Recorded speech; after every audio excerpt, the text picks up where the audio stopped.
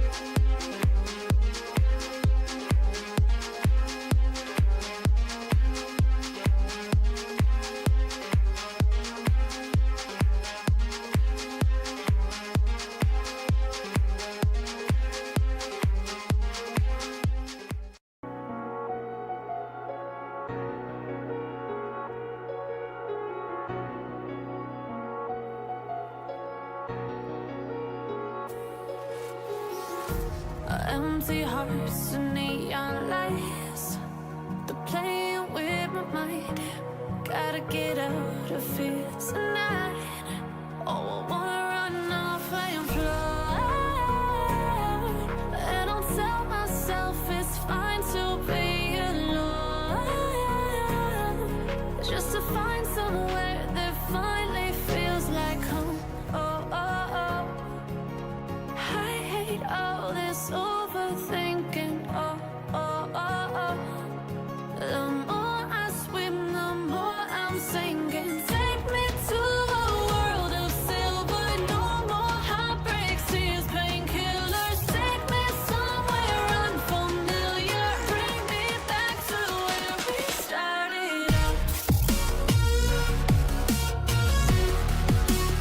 Get me out of now, to where we started out. Get me out of now, to where we started out. La la la la, oh oh. Get me out of broken hearts and starting fights, turning truth to lies. Gotta get up, stop wasting time. Yeah, I wanna run off and fly, and I'll tell myself it's fine to be alone, just to find somewhere that finally feels like home. Oh, oh, oh. I hate all this overthinking. Oh, oh, oh.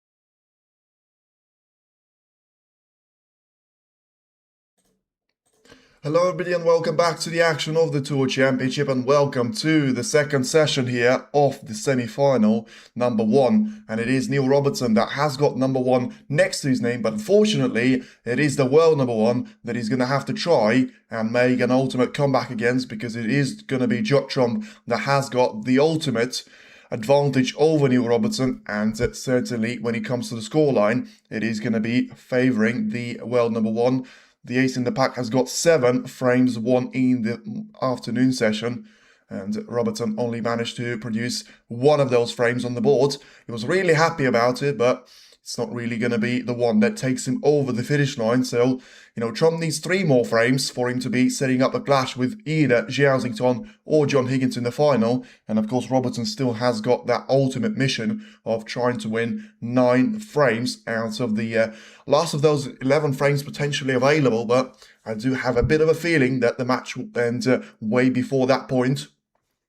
It is going to be great advantage over to Trump, not even because of him having great scoreline to try and match, and that's going to be the prime reason for it. But even if you talk about the way that the match has gone so far, you need to give a massive credit away to Trump, because he's managed to play better than Robertson. And when it comes to break building, safety play probably is the only way for me where Robertson found his match with Trump. But apart from that, positional play, pot success, long pots, it's all been down to Trump to be making the headlines, because some fantastic shots that we've seen, a couple of good fortune shots as well. But as I said in the afternoon session, you're not really going to be able to find those as Robertson, because the biggest issue of all of those has actually been trying to create those chances for himself. And it seems like he's not able to do it on either one of those occasions. And it was purely down to Trump but having that ability. And especially if you look at the way that he's managed to win the opening 3 frames,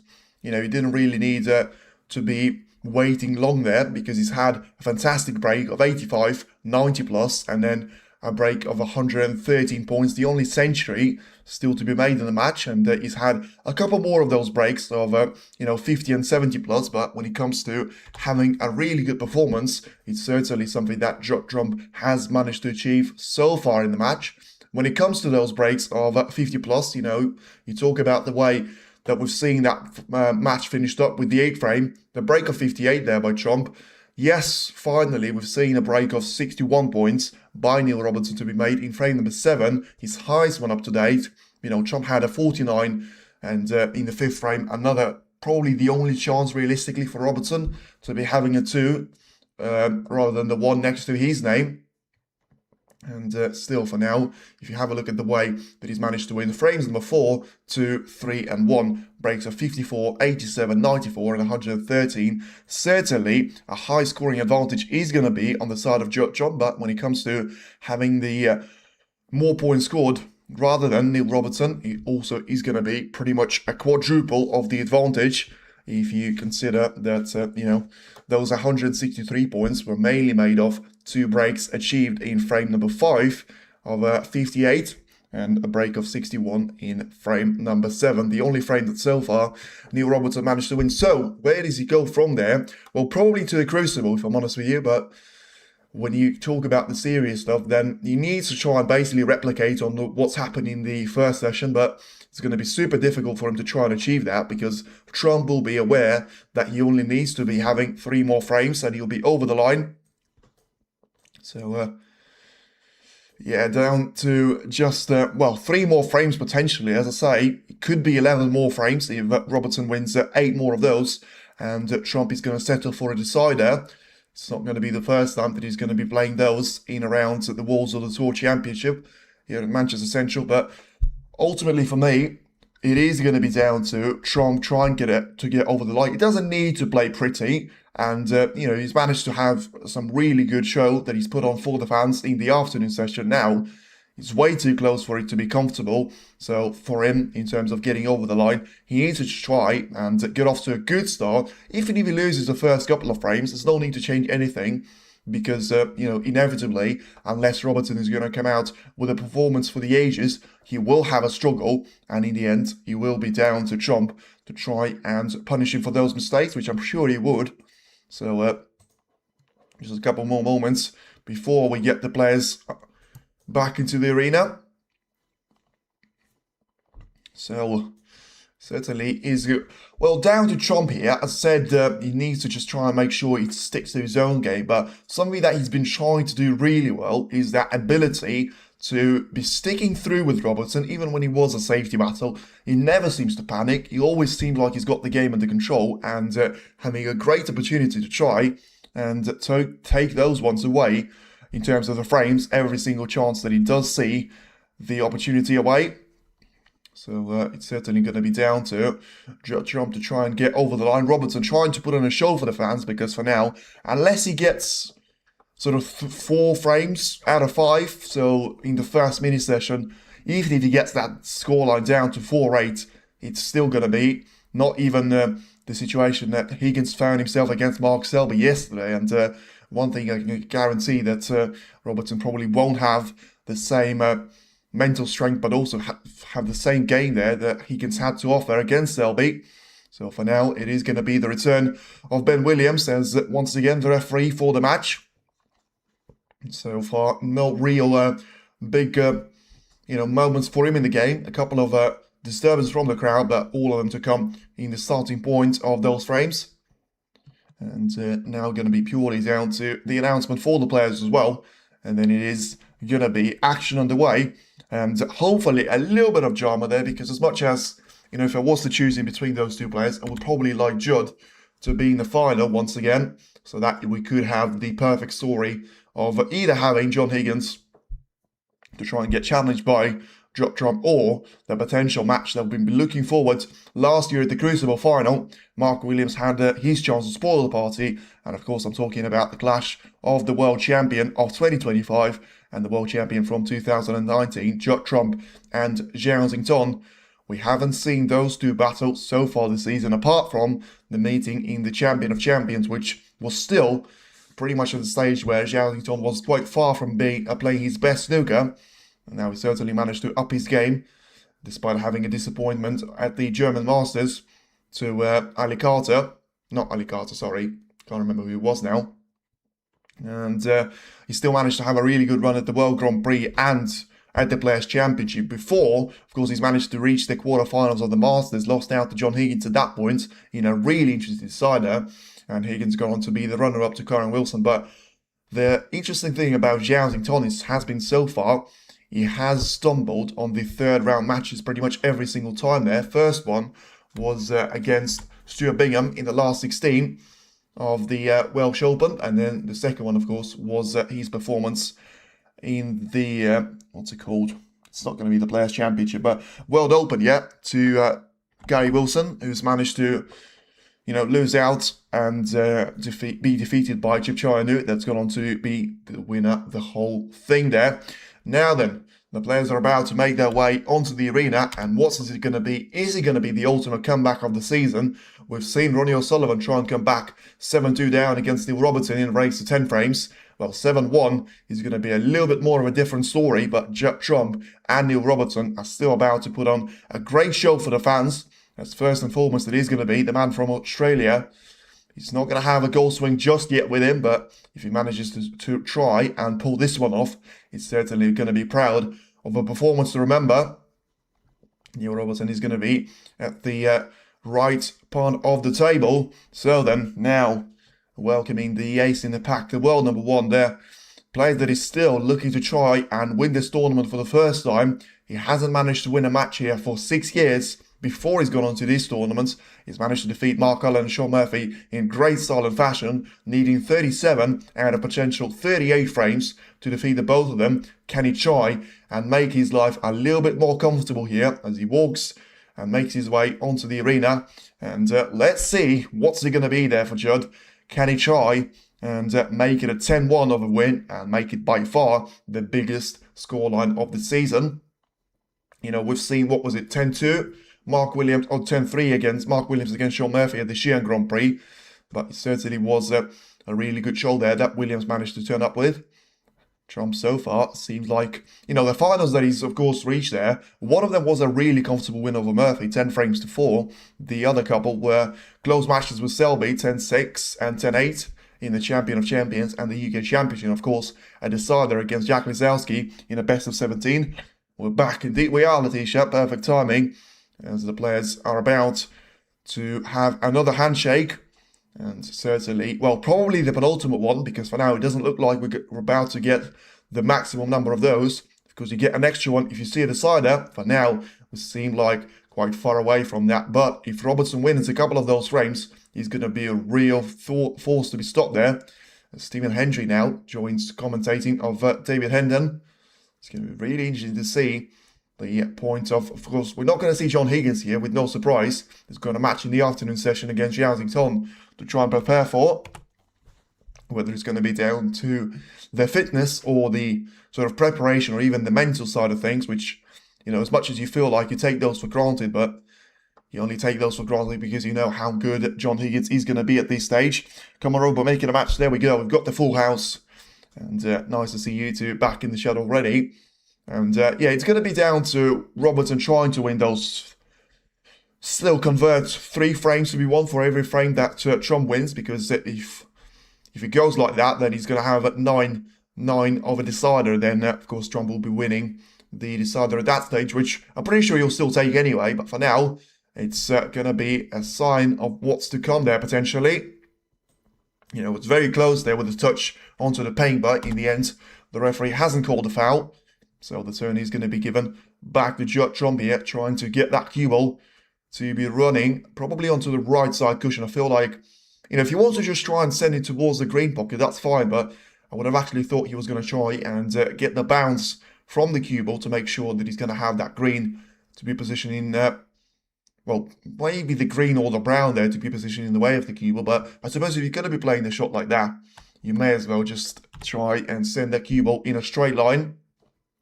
So for now, it is going to be 5 of those reds that we do have available into the open play. 10 more of those that, of course, we're going to have to try and challenge a little bit later.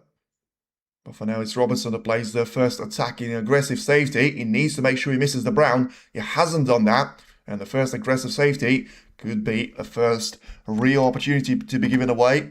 Trump should be taking this one into the corner so far. He's got a really good long putt success, but of course he's going to be coming into this with a couple of hours worth of a break. Let's see, it's going to be a test of nerves, and I probably wouldn't put that down to nerves actually. Probably just a test of technique. He's got no nerves clearly with him being 7-1 up there. And even though that was the case, the red is going to stay out. And it's going to be a miss towards the left corner here.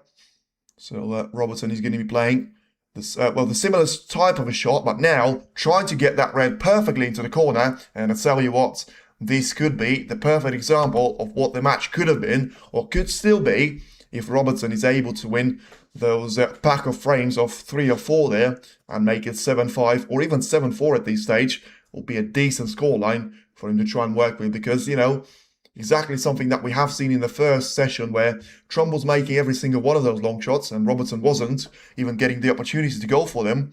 But now it is Trump that has had the first chance, wasn't able to take it, despite bringing the cue ball up to the top end of the table. Robertson managed to find another red that he would manage to get really nicely into the left corner of the pocket. So for now, as I say, 5 reds available for Robertson. He's about to pot the, well, probably 4 here at this stage. The 2 that he's managed to pot and 2 more available closest to the black here. Probably just going to be sending that cue ball up and down the table to make sure that he positions for those reds to be taken into the right corner. It's the only way for those to disappear very shortly now. And then something that we haven't actually seen too many times there from Robertson, trying to get that cue ball to be cannoned into the pack. Something that we haven't seen because, as I say, those opportunities just haven't been there in favour of Neil Robertson. But the factor of him finding himself in such a good position probably is going to be a great sign of things potentially to come there. And the great red that he's taken, just purely for the factor of, look at the angle that he has got on the black. It's probably going to be just about perfect for him to try and give it a huge bounce towards the cue ball. He probably does need to play that one with a bit of extra power. And under on for this one though. So what's he going to be? This is going to open up the reds nicely, but whatever he does, he needs to make sure he doesn't miss the red. He hasn't. And if the red is not going to be in the way of the black, this is going to be the perfect chance for him to try and stay on the black there. I'm not going to say anything else, but I tell you what, the frame is certainly going to be at his grasp. Ooh, I mean, that was close. That was very close there from Robertson. Just brushes the front jaw of the corner, but make sure that the black is going to still disappear into the right part of the table. Doesn't need those near misses though, because the pockets have probably been in there on the in-between. But for now, the thing that I was going to say is that if you look at the way that he's been scoring those points, he's still going to be having 5 reds and about to put the 5th black as well into the left corner. So make sure he plays that cue ball with a huge amount of power. Nice to see him putting easy balls. Yeah, it's a starting point, you know, like once again, it's going to be something that you take for granted sometimes when you're playing well, something that Trump probably doesn't care about right now. But, you know, if you're going to be in Robertson's position, it's not even going to be down to trying and play the best snooker that he can. Of course, that will certainly help. But if he gets this, well, I'm not even going to say it's a simple position. He managed to make it a simple position because of him having 4 reds to start with. And then he's played the 4th red, which he was positioned quite awkwardly for, really nicely. The cue ball's done all the damage to the reds. And now he finds himself in a position where Trump has been finding himself throughout the entire match there, really. Having such a good line in terms of taking this frame away from Judd Trump, and having 41 points of an advantage is certainly going to be quite a bit of a luxury in favour of Neil Robertson, although he does seem like he's not happy with something on the positional play on the blue here. So if he's not going to be able to try and take that cue ball through the black ball cushion of a shot, and I mean, he certainly wanted to avoid the contact on the red, and I mean, he certainly can see that he's not losing his good sense of humour, but at the end of it, he certainly feels like it's going to be all down to trying to make sure that he is positioning nicely for those reds, and just trying to make sure that he doesn't have too bad of a run. You can see that he's enjoying himself, but to be fair, at the same time, it seems like he is struggling to try and find any sort of form. And you can see the bit of a backswing. It's going to be the opposite of something that we've seen in the match against Barry Hawkins. And despite him having 46 points of the advantage, I do wonder though, you know, the hesitation that he has taken on that blue, was it something to do with the factor of him probably realising that he wasn't going to have a chance to try and get lined up for those reds? But whatever it was, he still got a little bit fortunate there, something that we haven't probably said about Robertson in the first session. You know, the red that he's got in behind off, he was able to try and pot it into the left middle, and now positioned pretty well for the pink to be, well, I say pretty well, at least the position for the black or the pink to be taken. You know, the cue ball is still going to be quite close to the right side. So what's it going to be? It feels like it's going to be wrong, and it's going to be fine for now. You know, very fortunate to be dropping that black after catching so much of the back end jaw there, but still, you know, the cue ball has gone from one side cushion to another. Yeah, Robertson just seemed like he found himself in a position where Trump didn't really have to find himself too many times in the previous frame, and look at that, he was always coming. And unfortunately, when you find yourself to having to play those difficult shots, this is the outcome sometimes. You know, he was able to take a good red into the left middle, which I felt like he was positioned for really nicely. The black was difficult, but this red was probably the last string of, well, the sequence certainly of those difficult shots to play, because he would have been lined up nicely for the pink. In the end, it doesn't matter, because a break of 54 points, as much as it's going to be better than anything that he's produced in 75% of those frames, it's still not going to be enough. And Trump now has got a chance to come back to the action here straight away, having 1 point that he scores, making sure that he's got a good run of the balls before he gets to the 3 problems there, position all right next to each other, the 3 reds next to the right side cushion, which of course he will need now, being 54 points down before he came back to the table. And Robertson didn't really need to be allowing Trump to be back to the table. Ideally, his plan would have been to try and replicate the 260 points scored by Trump in the first 3 frames. Make sure that now it was Trump that wasn't having any run of the balls there. Make sure that he was feeling a little bit cold, and it'll start for him to be feeling a little bit of a panic, as he was putting the scoreline pressure on him as well. But now he's going to have to wait with that until his chance comes. Now this is going to be a really important shot there by Trump, and he manages to get one of those reds away. he still hasn't managed to fix the core issue of those reds to be positioned close to the right side rail and probably not being able to take them towards the left corner, towards the left middle, I should say, because of how little distance there is to try and get the cue ball to be lined up in behind of them. But at least he got one of those reds to be in the open play, which gives him one extra chance to try and score 8 more points potentially, but ultimately try and get to make contact with 2 of those reds. Now about to play another great shot there. We're trying to look how close it was for him to get that one completely wrong in terms of catching the red, which is going to be positioned quite a bit straight for, but I mean, it's still, at least he gets a bit of a chance. Still will be a disaster for the mentor. Well, yeah, I feel like, you know, one thing, still not going to be happening now, at least for the time being, because 31 points of a difference in favour of Neil Robertson is going to stay that way because, you know, I said that red was a little bit too straight. In the end, Robertson seems like he's about to get a free shot of coming back to the table here, making sure that he's going to have a really good opportunity to be taking those reds towards the yellow pocket or somewhere away from the cue ball. He's certainly going to make him over the finish line, but now about to cue this one with loads of backspin. Make sure that cue ball is going to be cannoned away and just try and keep it towards the safe place. He hasn't managed to do that in terms of the red positioning, but he has put the brown to be out of place. And at least it's going to be a chance for him to be still grinding this frame out. You know, it was never going to be just about as pretty as the form that Trump had in the first 3 frames or so. But at least he manages to keep himself as the favourite here. Putting the brown out of position will certainly help his cause as well. But at this stage, if you're Trump, you're going to try and keep those reds to be in the open play. He's gone for a double.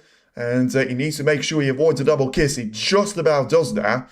And I tell you what, when I say just, there was centimetres in between the reds and the cue ball, and that double nearly turned to be a treble, and potentially sending that cue ball to go into the right middle. Saved. Well, for now, yeah, but listen, it was always going to be a really difficult position for Chom to clear up. You know, probably would have been even more difficult than the one that we've seen in the 3rd frame, where he's managed to build that position from nothing.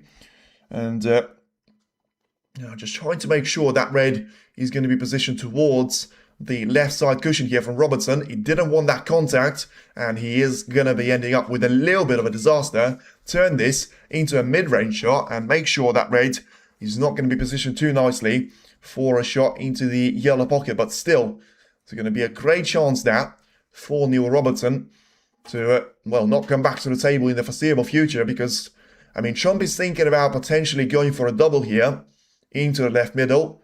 Not too sure about, you know, the position that he's going to have on the cue ball, but he's gone for it, and he's got the red, which would have been the most difficult situation for Trump to try and get on top of. But now he is going to be running away with this one, surely, because that was the only red that was relatively safe there for Robertson. Now it's going to be down to a couple more of those, not to be in a perfect placement, but also the brown to be out of position. And of course, Trump right now will need every single one of those reds. And we'll need the bold colours as well to go with it. So for now, just looking at the potential shot that he's about to play into the left middle. Make sure that cue ball is going to be running at the best possible time for him. Wants to be on the wrong side of blue here. And to be fair, he's managed to do that really well. And yeah, positioning himself to try and take the cue ball towards the bowl cushion. And manages to sort of slow that cue ball down just about in time and still put himself into a really good equation of taking the blue backwards there, you'd have thought. Make sure that he's going to have a chance of playing that cue ball away down to the lower side of the table. Not often you see the player actually looking to find the wrong side of a blue there, if you might call it. And for him to be positioned very much at the lower side of a blue, about to play that shot with loads of pace, and make sure he's about to be eliminating another red next to the yellow pocket this time. You know, he's going to have one more of those, which can turn to be a struggle if he doesn't get that cue ball placement to be sorted out perfectly well. But at this stage, that cue ball needs to keep running here with loads of power, a little bit of topspin as well. He can try and bring that red into the open play, but, well, it's always a problem when you try and bring the red away, despite, you realizing that you need to be playing for a colour. It was a really good shot there by Trump, but still, he wasn't able to, and nobody probably would have been able to, get 3 parts of the task completed, get the red into the open play, pot the red that you were intending, and still be lined up for the colour. So he needed to sacrifice one of those things, and the sacrifice was the colour positioning. And the colour positioning has compromised him now on taking the red away. So he's taking the yellow, which was far from easy. But in the end, he's about to be positioned for the red with potentially another double. I mean, this one is going to be more difficult. But at the same time, he's going to be bringing that cue ball into the cushion of the yellow. It seems to be close. It seems to be very close, but in the end, the power that he was taking away from that red is a really smart shot there by Trump, because he's managed to play superbly well, making sure that he's got the right side of the red to try and play in towards the cushion. And Robertson is going to find himself in world of trouble. Matik says, good commentary. Thank you very much there. And it's a bit of a boring point there, because if anyone was abandoning the match as soon as, you feel like he's not going to be able to catch you, then it's all going to be down to trying to show a little bit of, resistance. But in the end, you always have to be there to fighting back. Otherwise, what's the point of having a race to 10 if you're going to have players to be conceding and when it reaches the 7 point for their opponent? So for now, that cue ball is going to have to try and find a contact point with the red. And it's probably going to be the first stage of the frame where Trump finds himself to be the favourite here. Even at the point where he was taking that red along the black ball cushion, he still had a couple of those issues to sort out. It does seem like the longer that he takes on, the more of a hidden hope it is going to be. And in the end, it was a hidden hope. It hasn't worked out. He hasn't managed to hit the red at all. And now, Trump is going to have, not going to say a straightforward, but potential way for him to be taking this one away from Neil Robertson. Is it possible for win from someone? Of course it is. I mean, it's possible for you to win from 9-0 if it's going to be a race to 10. The problem is, it's not likely for that to happen. And if this red and all the colours up towards the brown and the blue probably are about to be taken, then the mission difficult will, mission impossible probably anyway, will become mission impossible with 5 stars there. Trump played a bad shot. He was always going to get the red in, but was unable to get past the green. And now he's got a very important decision to make. Does he try and drop the green into the right middle? For now, it seems like it's going to be all down to the cue ball. Well, he can't really keep it onto the yellow because it's not going to work out the same strategy that he had on the red. He's going to have to try and...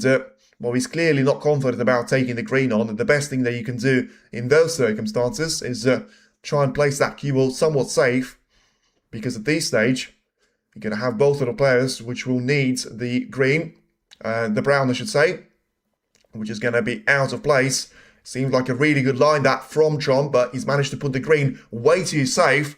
So I'll tell you what, seems like Trump is going to be playing way too good here. But probably too good for himself as well, because he manages to put the green onto the left side cushion. And now just carefully having a contact point with that yellow. So that wasn't the case with Neil Robertson. And it's now going to be 54 points each and 27 points in the open play. So still, right now as it stands, it is going to be a respot of the cue ball.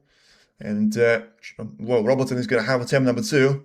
Tell you what, I feel like Trump, we can't really blame him for that, because he has managed to put the green really safe, but at the same time, he got a really difficult snooker in behind the pink and the black combination. So then gives the turn back to Trump once again.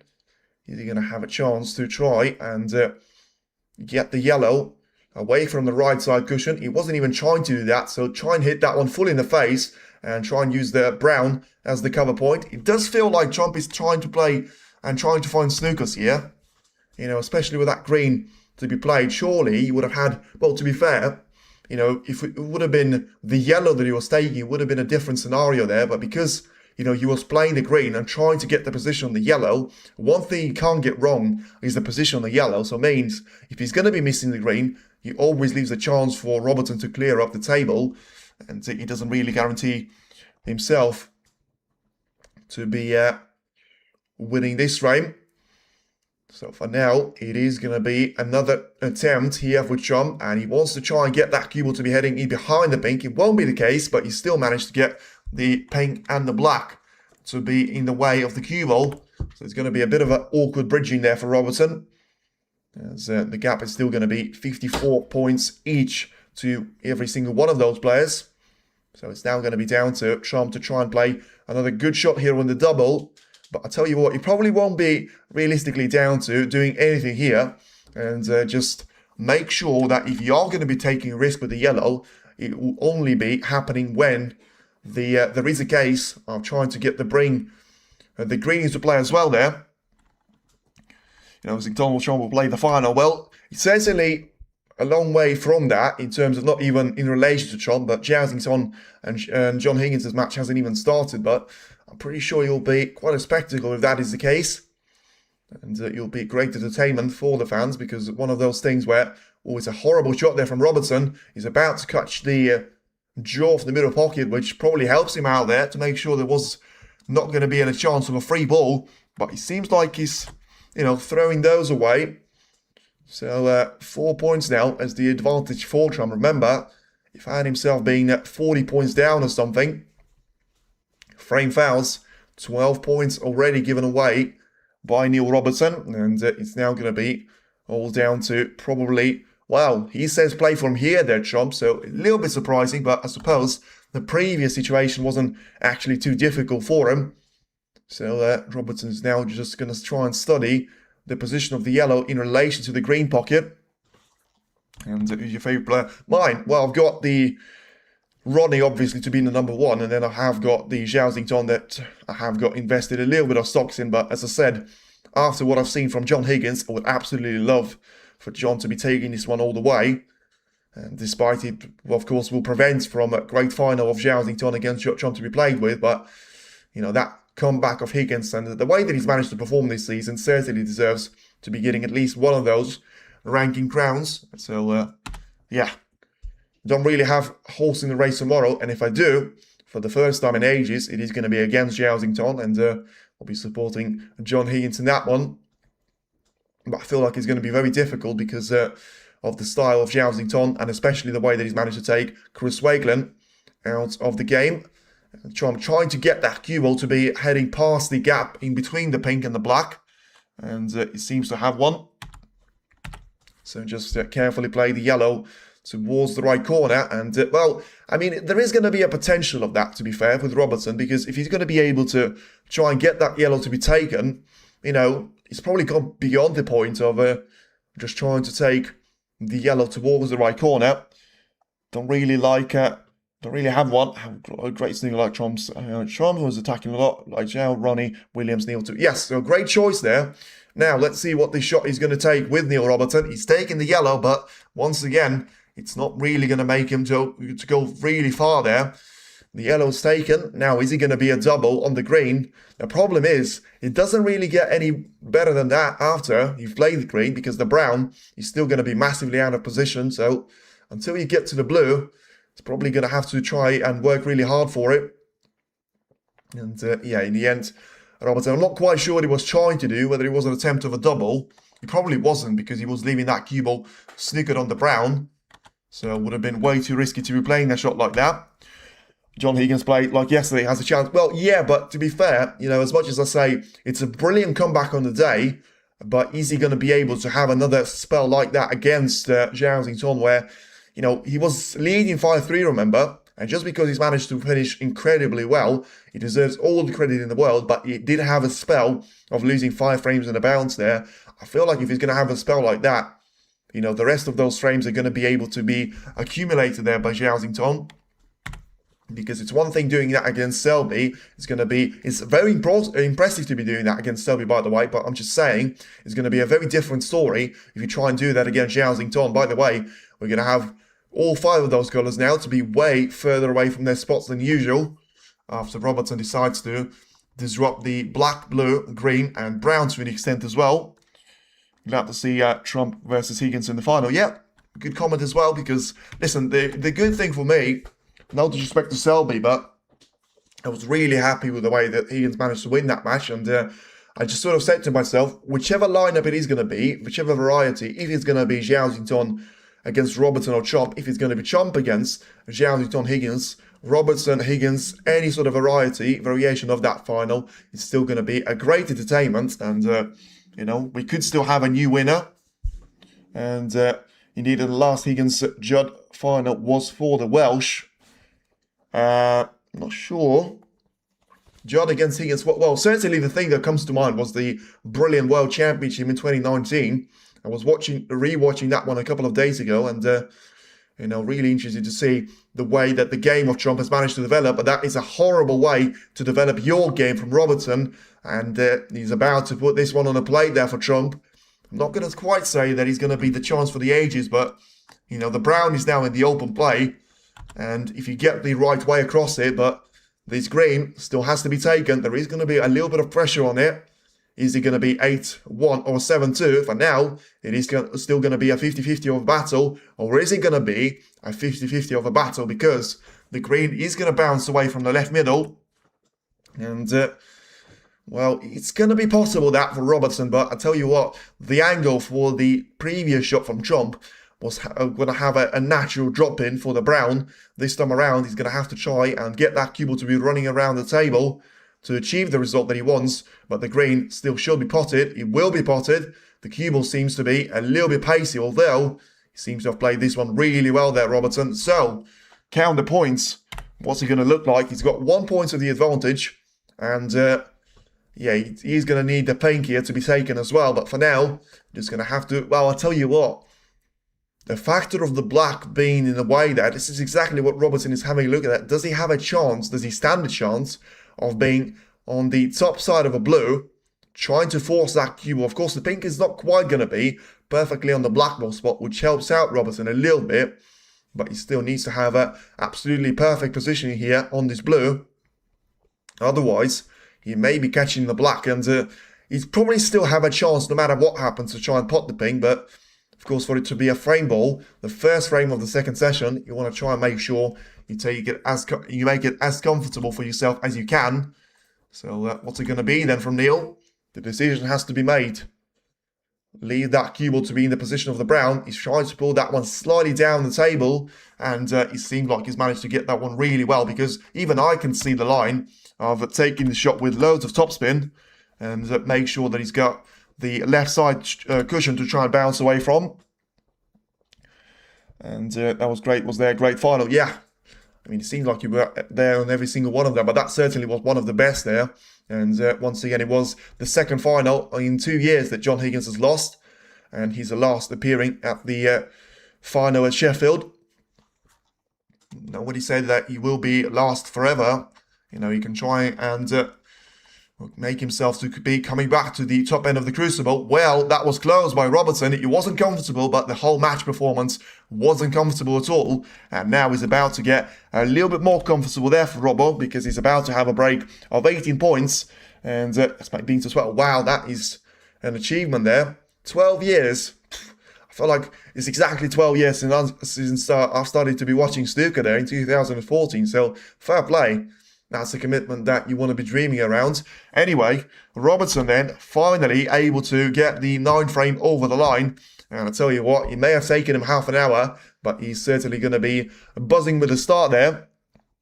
Old man now, wow, that's, it's, as I say, it's going to be purely down to just 12 finals. Is not actually, that doesn't make you that old, but it just depends on, of course, whichever time frame and duration you've actually managed to visit them. But yeah, great number that. And let me know if you're going to be looking for this final as well there, because I'm going to make you a little bit of a prediction on who's going to be making the final as soon as I know the draw, because I feel like I won't put Higgins in there because it will be very controversial for me to be very much all the way Ronnie there and having a forfeit on some sort if it's going to be Ronnie to be taking the 8th crown. Snooker love it. Well, that's the thing about it, the sport. Everyone that gets introduced to the sport by the people that I certainly know, around 90% of them stick around to be watching it. It's just the problem is, sometimes, especially when you talk about the younger generation, not all of them are going to be up for exploring something new, especially with, the way the social media, the way the games, the video games, and just the digital world is exploding. But I still feel like, it's nice for you to try and leave a space like that for a unique sport like snooker, which, exactly is something that attracted to me. There's so many ways to be playing this game. You never quite know who's going to win it. And also, there's always some great entertainment there, some great quality there in between the players, especially for the last couple of seasons that we have seen. And yeah, certainly doesn't seem like it's going to get any worse starting from this point. Only 2 of the players, by the way, just reiterating, have managed to win 2 titles this season. Well, 3 actually, if you take the Invitational there, by Wilson to be winning the Shanghai Masters and the Triple Crown of the Masters as well. And then, of course, the ones that I was talking about. Mark Selby, back-to-back Champion of Champions and the UK Championship of the Triple Crown. And then Zhao Xington, back-to-back as well of the Players' Championship and the World Grand Prix. Super impressive, by the way, for both of the Higgins and Zhao Xington to be turning up to the Welsh straight after their appearance in the Players' Championship final. Of course, neither one of them has managed to take that one all the way, but still, certainly worth mentioning the impact of the game that both of these players certainly had loads of commitment for, to try and make themselves to be competing at every single opportunity as they could. Now then, it's a good break-off shot once again by Robertson, making sure that, of course, it's going to be the first time of the session that he's going to break off. And leaves himself in a good opportunity to be taking a red into the left corner. Just make sure that one is going to be heading towards the corner. But as I said, I thought that Robertson managed to cover that one up. He hasn't, and Trump is about to have once again a bit of a calamity there. And once again, sometimes you lose out on the frame, but the run of the ball is still going to be there with you. Very fortunate there, John. Missed the contact point of the red by a little bit of a margin. And of course, with the way that he tries to play those with so much of the power, he's had that red to be finishing pretty much alongside the line for the right middle, but he's going to have the yellow to be preventing the cue from seeing that red, which leaves Robertson in a difficult position because it's not necessarily going to be a safe place at the top of the table now, where you can try and plant that cue ball. Yes, the game is amazing if you know how difficult it really is. That's the thing about it that makes you appreciate the game a lot more when you've actually, even, at any level that you've played it, you do understand the way that the game works, but also you understand of how, you can take those shots for granted. It's a horrible way of taking the first shot of the frame by Robertson, but to be fair, well, I'm not sure that he's managed to get cover on the reds. It's going to be really unfortunate for him if he hasn't, and he hasn't. So, can Trump try and squeeze this spread past the green? I tell you what, I'm just going to say it. The green, to me, doesn't make the pocket bigger. It makes it smaller. And that's what I said. The green was making that pocket smaller. Trump clearly trying to be taking that red intentionally into the green. But once again, way too much power. And once again, those things because you've tried to do it yourself. And you can see the reaction and the realization from Trump. He knew straight away as soon as he hit that red, he didn't hit the right part of the green. And if he was going to be getting that red to be dropping in past the green, he needed to have 2 options.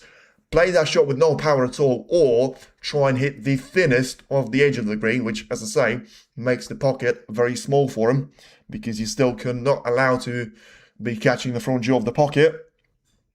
And I'll say one thing, if Neil Robertson managed to turn this score around and somehow win the match, and then it'll go down as one of the best comebacks in snooker history, well, in the Tour Championship it will, because 7-1 down against the world number 1, against the favourite for the tournament, and Robertson is going to have to be taking those risks, and he's about to take one, and that was super close, but it certainly tells you that's the standard of play. He's going to be great there in terms of those pockets. It seemed like he wasn't going to touch any part of the side cushion there, but still, even now that was the case, he still didn't manage to squeeze that red past there. Seems to be very surprised about it, but at least he hasn't managed to leave a chance away for John. Let's have a little look at this one. Yeah, he caught a little bit of the side as he was about to reach the pocket there, but once again, as you send that red to be closer, and of course he wasn't perfectly on the cushion, so you need to be taking a line which gets that red closer to the right corner. Inevitably, got a little bit too close, too early there, and Trump, I don't know what he's doing there, Trump, with his type of shot, because once again, he got really lucky there, forcing that red to go around the table, catches the brown full ball, and plants that red to be perfectly on the right side there. I mean, it's really difficult not to get frustrated with that from Robertson, but for now, it seems like he's managing to hold himself together pretty well. But whatever you say now, Trump is not really getting the more of those, shots that he's getting in. Robertson had a really good chance in the first frame. He was able to take it, but now, especially with a couple of those reds that Trump could have easily left out to Robertson, it still seems like he's getting the run of the ball there and getting quite fortunate on some of those occasions. Of course, not going to say that is in the case with all the shots that he's played, but once again, I mean, Trump just can't. Well, this could be the exact opposite of what we've seen in the first session. Whenever Trump comes to the table there, you just feel like he's going to miss an easy safety shot, and it's exactly what happened once again. 4 times on the bounce. Seems like he's unable to hit a clean shot, but this time he's not going to be able to get away with this. And the red is about to be taken into the left middle for Robertson. Still going to be a very interesting position for him to find himself in charge of, because he's about to be taking the blue towards the left middle, and it seems like he's going to be a little bit too straight in that one, so may have to go for the option of taking the brown into the left corner as well. Tight pockets, certainly put to the test there by Neil. I mean, don't tell me he's messed this one up straight away there. I was about to say that Trump seems to be playing some horrible snooker there, but if Robertson can't see this red into the left corner, well, I mean, he can't see the easy one, so he's going to have to try and take the wider line, which leaves a lot more of a room there to be missing this red, and also for him to be getting the position wrong on the brown or blue. I tell you what, whoever gets the first chance here, of course, it's going to be Robertson for now, but even if he was to miss this red right now, and Trump is to come back to the table, it's going to be far from easy for Trump or Robert to try and complete this one to be a frame win from a single visit to the table. But for now, it's a good shot there on the red. You always felt like he was going to be able to get this one in, but it doesn't seem like he's done himself too much of a harm there in relation to the blue. And he's on for the yellow or green though, so he's going to have to be taking the blue no matter what. So a little bit of backspin there, maybe trying to play the cue ball into the pink. Certainly was the case. I'm not sure about that, to be fair, at that stage. And man, he didn't need to be doing that there, Robertson, because he feels like he's going to be touch and go in relation to the red. But the biggest issue were the colours. They weren't the reds. And for him to be leaving it down to fate here to decide if he's going to be on one, despite having pretty much no colours of his selections, because yes, he's brought the pink into the open play, but I mean, is that going to be any use? The black ball spot is covered up. The pink spot is going to be even more of a covered up. And he's about to be very close. I mean, literally a centimetre to the right, and that red would not have been playable. And even with that red being playable, he still finds himself playing a horrible shot. And, well, it's a difficult shot on the brown here. But once again, I mean, it just creates a drama out of nothing there for himself. And he wasn't like he was going to be running out of reds there, because he still had a couple of those to be able to be taken around the black ball cushion. I get that he's trying to make more into the open play, but if anything, to me, it's going to make it even more difficult for you to try and make your way back to the colours now than the brown. He probably should be taking this one away, but once again, when you say you should be taking it away, every single time they just add up to each other, and it's exactly what happened here. And Robertson has got his snooker IQ to blame for that, to me, and he's going to be furious, and of course he's going to be, well, I read that one pretty well, and he certainly said a bit of a FS there, but you can't blame him, and he knows it's only, you can blame him for that. You can't really blame him for swearing out of it, because, he certainly let that one to be throwing away there. You can see the huge swing of the cue, but also just the frustration that he has with the towel, with himself, getting back to the table. Yeah, it's going to be a huge test now for him to be coming back to the table, because, Trump is not going to have the problem of having the first shot to be an issue. He's still going to have the issue of trying to make his way through to the blue ball all the time. But he's going to have the pink to be used as a backup option there. Indeed, that's bold. No, the black or the pink are in their spots dangerous. Yeah, I mean, was there really a need? I get what he's trying to do. The more reds that you have available, the more of a chance you have to try and pick the one which will get you nicer onto the blue. But, I mean, it's a bit of a fantasy world to me, because reality is going to be, it's about to be a very dangerous shot there from Trump. A little bit fortunate.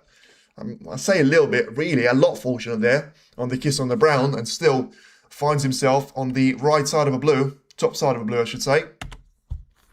So, yeah, just trying to play this cue ball through the right side cushion, make sure he's got all the power in the world. And of course, he has got the luxury of not having to play the split to the reds. You know, Robertson's that now for him. And now he just needs to be trying to pick out those red and blues combinations. Easier said than done, of course, but I feel like the gap of 7-2 is going to be still warming up his soul nicely. I'll be able to make it 13 frames each. If it's 16, then Robertson will win. Well, we don't talk about that. If you're going to mention it again, you'll be gone. Because, as I say, you know, there's no sign for now to be suggesting that there's going to be anything of that going on. And what you are doing is taking away loads of credit there from the performance that Chum managed to put in the first 8 frames. And, you know, you could always have a performance like that to be reversed in favour of Robertson. The problem is, it's very unlikely to be the case. He seems to have taken loads of power away from the pink. And this is going to stay at the table. Yeah. Bit of a bad positional play from Trump on the previous occasion there, but even now, I'm not going to say that Robertson is going to be having an absolute freebie there. You can see that, well, to be fair, to me, he seems to have chosen the wrong red, because it was easier one to pot for him, but at the same time, he was always going to be leaving himself with an angle like that on the pink. So now 13 points for each of the players, and Robertson having the first shot to be very awkward as well. Having the pink to be over the pocket. I mean, I'm not even going to say that he's going to be advantage to him, because look at that for a rest shot, and look at that for a technique. This is going to be so horrible for you to be playing. Well, try and not have a miscue on this one. I'll tell you what, for free. Now, they're once going to be with Robertson. And play that one really well. To be fair, that deserves a little bit of credit. It deserves massive start of credit there, but what's he going to be able to do with the pink? 14 points to 13, so... Well, if he continues to go like that, we probably will need all of those reds to be taken. Apart from that, well, right now, probably if Robertson was to be the player to try and take it away here, then you probably will need anything but the last 2. Or something like that. So, yeah, he's going to have to try and take the red away into the left part of the table. For now, it does seem like he's about to put the more of an angle of shot here towards the cue ball. Try and open up the positional shot for the cue ball nicely to be running towards the blue. And for now, he's going to be on the top side of it. So he just needs to play those shots 5 times there. And then he's going to have a really good chance to try and take this frame away from Trump and make it somewhat competitive there. 7-3. You know, you could always say that, you know, he was 5-3 at the start of it. And then you lost out 2 of those frames. Doesn't make the score to look any better, but at least... You know, it makes you feel a little bit better there. And, well, it's going to be a difficult line for him to be top side of a blue this time. And it just about is going to be top side of a blue here. So, if it's going to be straight or he's going to be on the top side of it, we'll have to wait and see. Because for now, it looks like Robertson is going to have to try and play through this shot and get himself lined up for the left corner once again. So, yeah, just carefully taking the blue towards the right middle. Make sure that cue ball is played through the left side cushion. And he's about to be lined up for the red to be taken into the right part of the table here. So 19 points being the difference. Of course, he's going to be losing out 2 points every single time he takes a red and a blue combination because of not having to play those shots with a black. That was a really risky cut there that he was taken. And he's going to have to pay a little bit of a price there. I say a little bit, probably loads of the price. The blue... He's positioned for the yellow pocket, but with such an awkward angle, yeah, he's taking this one into the middle. He's missed the brown like that before. Is he going to be able to sort of make the blue in? He has made the blue in, and he just about misses the contact on the yellow on the way down the table there from the cue ball. So he survives there for now. And 25 points being the difference here in between Neil Robertson and Judd Trump. So as I say, if he takes 3 more reds with the blue, he should be lined up with more than a 43 points of advantage, which will set him up nicely for another frame win. And once again, for now, it doesn't really matter in terms of the greater picture there for Trump. Well, this is certainly going to matter. This is nowhere to be seen there from the cue ball. And this is a horrible shot for you to be faced up with. And this is where you potentially can lose the cue ball, lose control of the cue ball, and he still needs to be playing for one more red, which is going to be by far the easiest of all the ones that he's had to play so far. Now, where's the cue ball going to finish? It needs you to bounce and not touch the pink. He's going to be fine there, you know. He's going to be fine for the yellow, and he's also going to be fine for the pink. So it's a bit of a fortunate there in the end, at last there, of a contact for Neil Robertson. So, yeah, he still finds himself in, a position where he will need to be taken. So what's it now? 33 points. So, yeah, if he takes the pink, then he's going to be 39. He takes the red, then he's going to be 40. So, yeah. Of course, he doesn't want to be taking the yellow on because that will leave with him having to play one more red away. But it seems like, I don't know why really, because to me, it seems like the pink is easier way for you to get onto the red. But he clearly knows better. Ooh, nearly missing up the yellow. So he's going to have a nice line on the red. But the problem is, this red was going to be lined up perfectly for a frame ball because it's in the open play. And you can easily set up yourself with an angle to try and play backwards for the blue.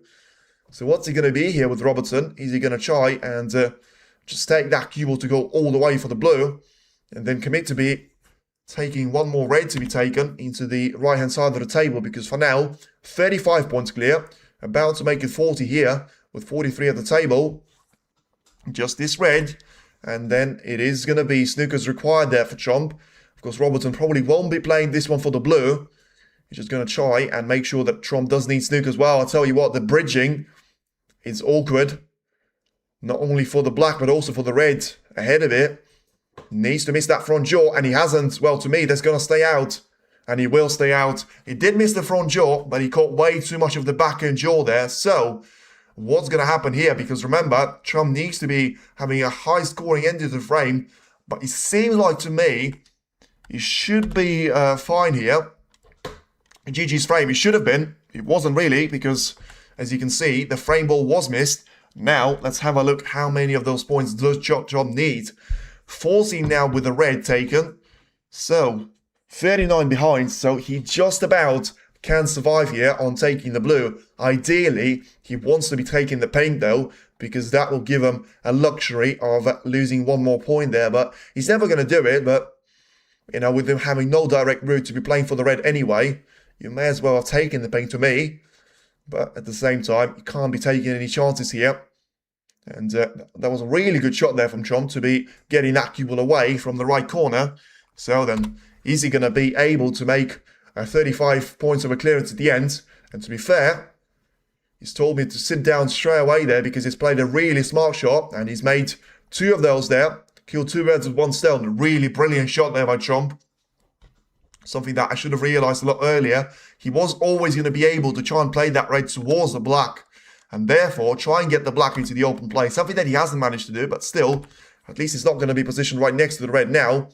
And Robertson was snookered. He managed to find himself out of that position, but that red is going to be way too close to the yellow pocket. It seems like he got the contact, and the cue ball, I should say, to be behind the brown though. And of course, Trump would have had to pot the red with the black for him to have a chance of winning the frame without a respot. The pink would have done it for the respot to be guaranteed there. More lively than this afternoon? Yes, certainly. And this is what we wanted to see. The problem is, what's this red going to do? Is he going to stop in time?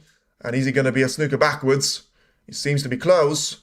I'll tell you what, it certainly seems to be very interesting indeed. But I feel like Robertson, well, I'm not sure, you know. Can he try and swerve past the blue? Because he can't see this red, but it's awkwardly positioned. The cue ball is at the lower end of the table. The red is at the top end of the table. Cutter ball into the right middle, of course, but the blue seems like it's going to be slightly in the way there. So is Robertson going to be happy with trying to get this red into the open play? And yeah, he's certainly going to be happy of trying to cut the red in. So it seems like, well, finally, Robertson is the one getting a little bit of fortune there. Snookered, close, yeah, well, it wasn't close now. Robertson is able to get that red in and just take the pink on as well. And then it is going to be 7-3 frames over difference. So Robertson is not quite going to be back in the game, but he's certainly going to sound a lot better than losing 7 frames to 1 down. 2 frames back, certainly.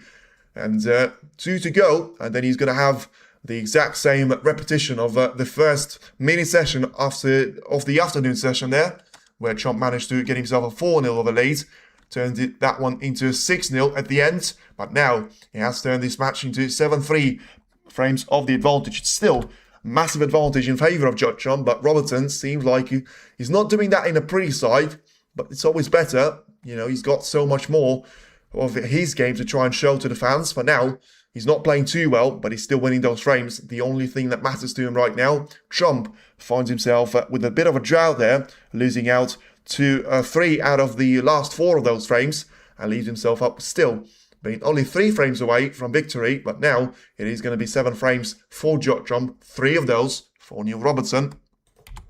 And as I say, bring this one to 7-5, and then it is really going to be game back on there. And this is where it potentially can get a little bit twitchy, not in favour of Watchalong. And this is where it's going to be all down to the pressure to be handled there. Good shot, more than fortunate. I mean, was it? I wouldn't say it was. I wouldn't say it was a good shot rather than fortunate. Because, I mean, the thing about those reds is you can either see them or you can't see them. He wouldn't be able... He had a little bit of a swerve there, but I'm not really going to say that... You know, I'm not taking anything away from Robertson, but I wouldn't say he was down to him.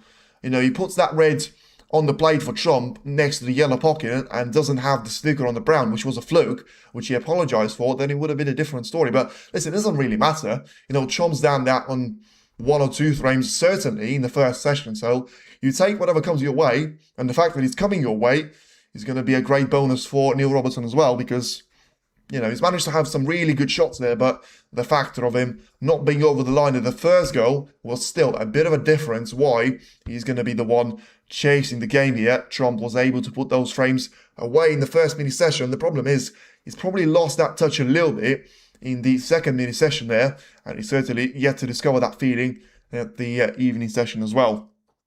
Indeed, yeah, like I say, it's a good win there for Neil Robertson, and he was getting a little bit of a good fortune, but there's nothing wrong with that.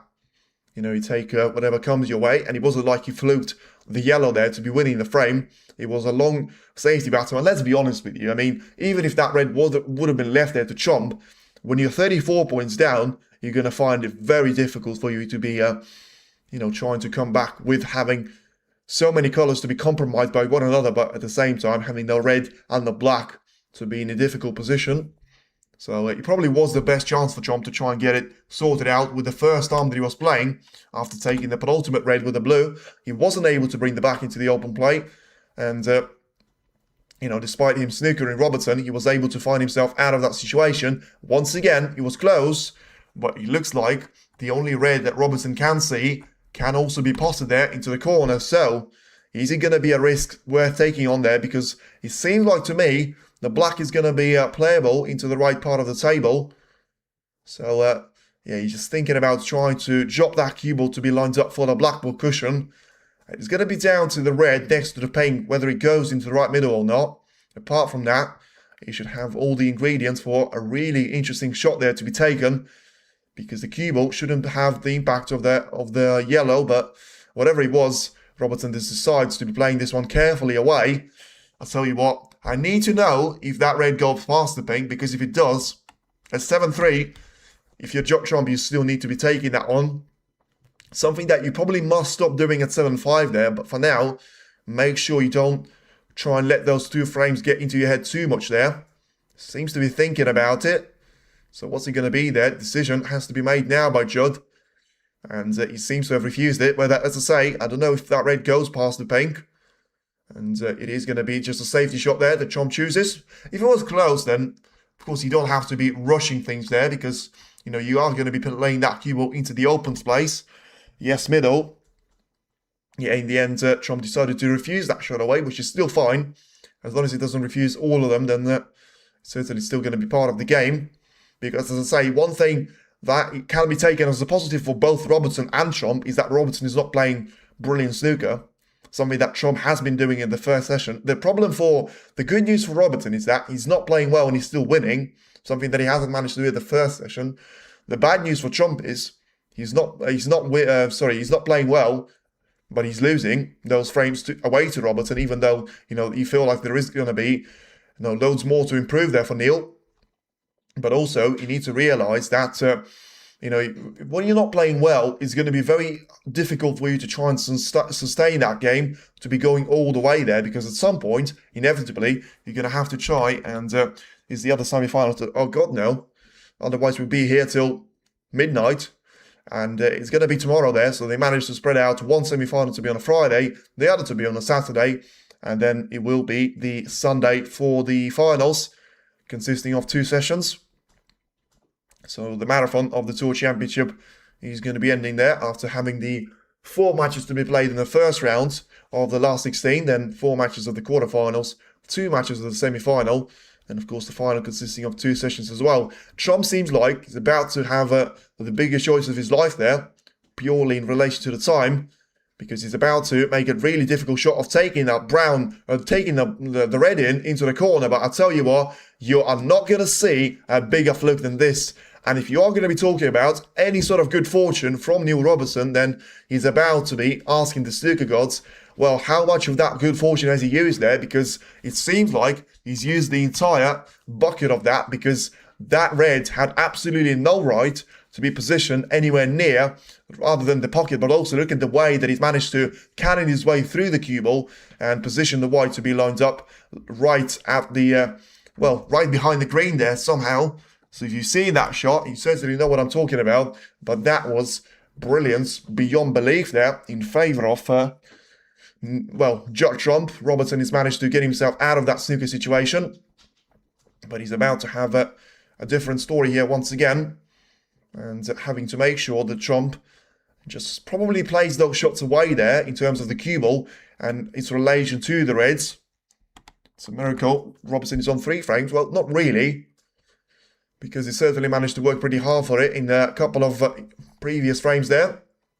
It certainly is a miracle that Robertson didn't get a chance in this frame, though, because it looks like Trump certainly used loads of luck on the previous shot that he's taken. But no wonder he was taking so much time there. If he was going to go for a shot like that, trying to play for the blue, despite having such a narrow angle in between having that cue ball to be positioned for the red, about to be taken into the left corner and follow the red, would have been a bit of a suicide shot to be taking on there, especially after you haven't been playing anywhere near as well as you've demonstrated that you can after the previous couple of frames. John will get over the line, and Robertson has left it too late. But it could be the case there, but you never quite know, because if you're going to be seeing a performance like that from one of the players, then you always can say, well, Trump managed to get himself in a position of winning 7 frames to 1 somehow. So if Robertson is going to be able to do exactly the opposite of that, then he's going to be lined up nicely for trying to take those reds away, position himself nicely for those shots, and then, he's managed to take 2 frames away. If he does that 6 times, he's going to be back to 7 frames each there. But of course, at the same time, he needs to be making sure that Trump doesn't win any more of those frames. Otherwise, he'll still find himself in the world of trouble, and Trump will be closer than Robertson in relation to getting over the line there. Neil was about to play another shot here in relation to the red, about to be taken towards the left corner. Now positions that cue to clearly just be sending that cue ball towards the green pocket. Make sure he's going to go past the right side of the cushion and position itself quite close towards the ball cushion out there. But listen, just because he's left this one a little bit late, 7-1 is a very dangerous scoreline for you to be up with, but still, it doesn't mean that you have to try and stop fighting back there. But right now, it is going to be a bit of a struggle there for Judd Trump, and once again, proving that to be the case. And not sure whether that was intentional or not, but at this stage, Robertson probably won't care, because it does seem like, even if it was intentional, then there certainly was an element of luck that he's going to be thinking about. The cue ball is now going to be positioned on the lower side of the green, which makes it a little bit awkward there for Neil to be cueing. But ultimately, just having to play this shot towards the left-hand side of the table. And look at that, brilliant shot there by Robertson. He's able to find the red to be heading into the left corner. Now, is he going to have any sort of positional shot on the cue ball? The answer is no. And unfortunately, just going to have to try and take this one towards the brown. So, yeah, the cue ball is going to be quite far away from Brown here. So he needed to make sure he hasn't left it way too late. And he's still going to have an opportunity to be leaving Trump to be snookered here. So what Trump is going to do, he's got a huge area of reds at the right-hand side of the table to try and position himself for. But right now, it does seem like he's still going to have a risk of potentially hitting the black, which is exactly what he's done. And now, about to be lined up for 7 points of a foul there. You know, it seems like it is a little bit of the opposite of what we've seen so far in the first session, because, you know, it's exactly the type of shot that Robertson was making and the kind of mistakes that cost him so dearly as well. Now it's Trump that keeps finding himself in those difficult scenarios, and you know, the fact that he was able to somehow, amongst the 6 of those reds, to be found in the black probably suggests that you know, it is going to be down to the exact same story, but maybe featuring the opposite of the actors in relation to Robertson, now finally being the one that is trying to set up the pace to the remainder of this match. Now it seems like we managed to get the black and a couple of those reds to be sorted out. So the cue is about to be placed in behind the brown as well. So Trump should have been making a second mistake here, but still the factor of him leaving down 7 points in a position like that sometimes could still be an important factor there. So Trump is going to have a look at this one. And Trump seems like he's going to be happy with the first placement. It seems like the cue ball was slightly closer to the brown because of, you know, Robertson would have not been happy with leaving that cue ball so far away from the brown here. And just needed to make sure he plays this one carefully across the right-hand side. And now able to position himself nicely for the red. About to be taken towards the left-hand side. And once again, it is going to be a great opportunity for Neil Robertson to be bringing that cue ball up to the top end of the table. Make sure he's going to be positioned in, well, probably in behind the green there, but once again, quite close to the ball cushion. Yeah, you can see that it is going to be played in a very different manner there to the one that we've seen in the first session there, because it's going to be down to 1 hour and a bit, and we've only seen 2 and a little bit of a frame there to be played.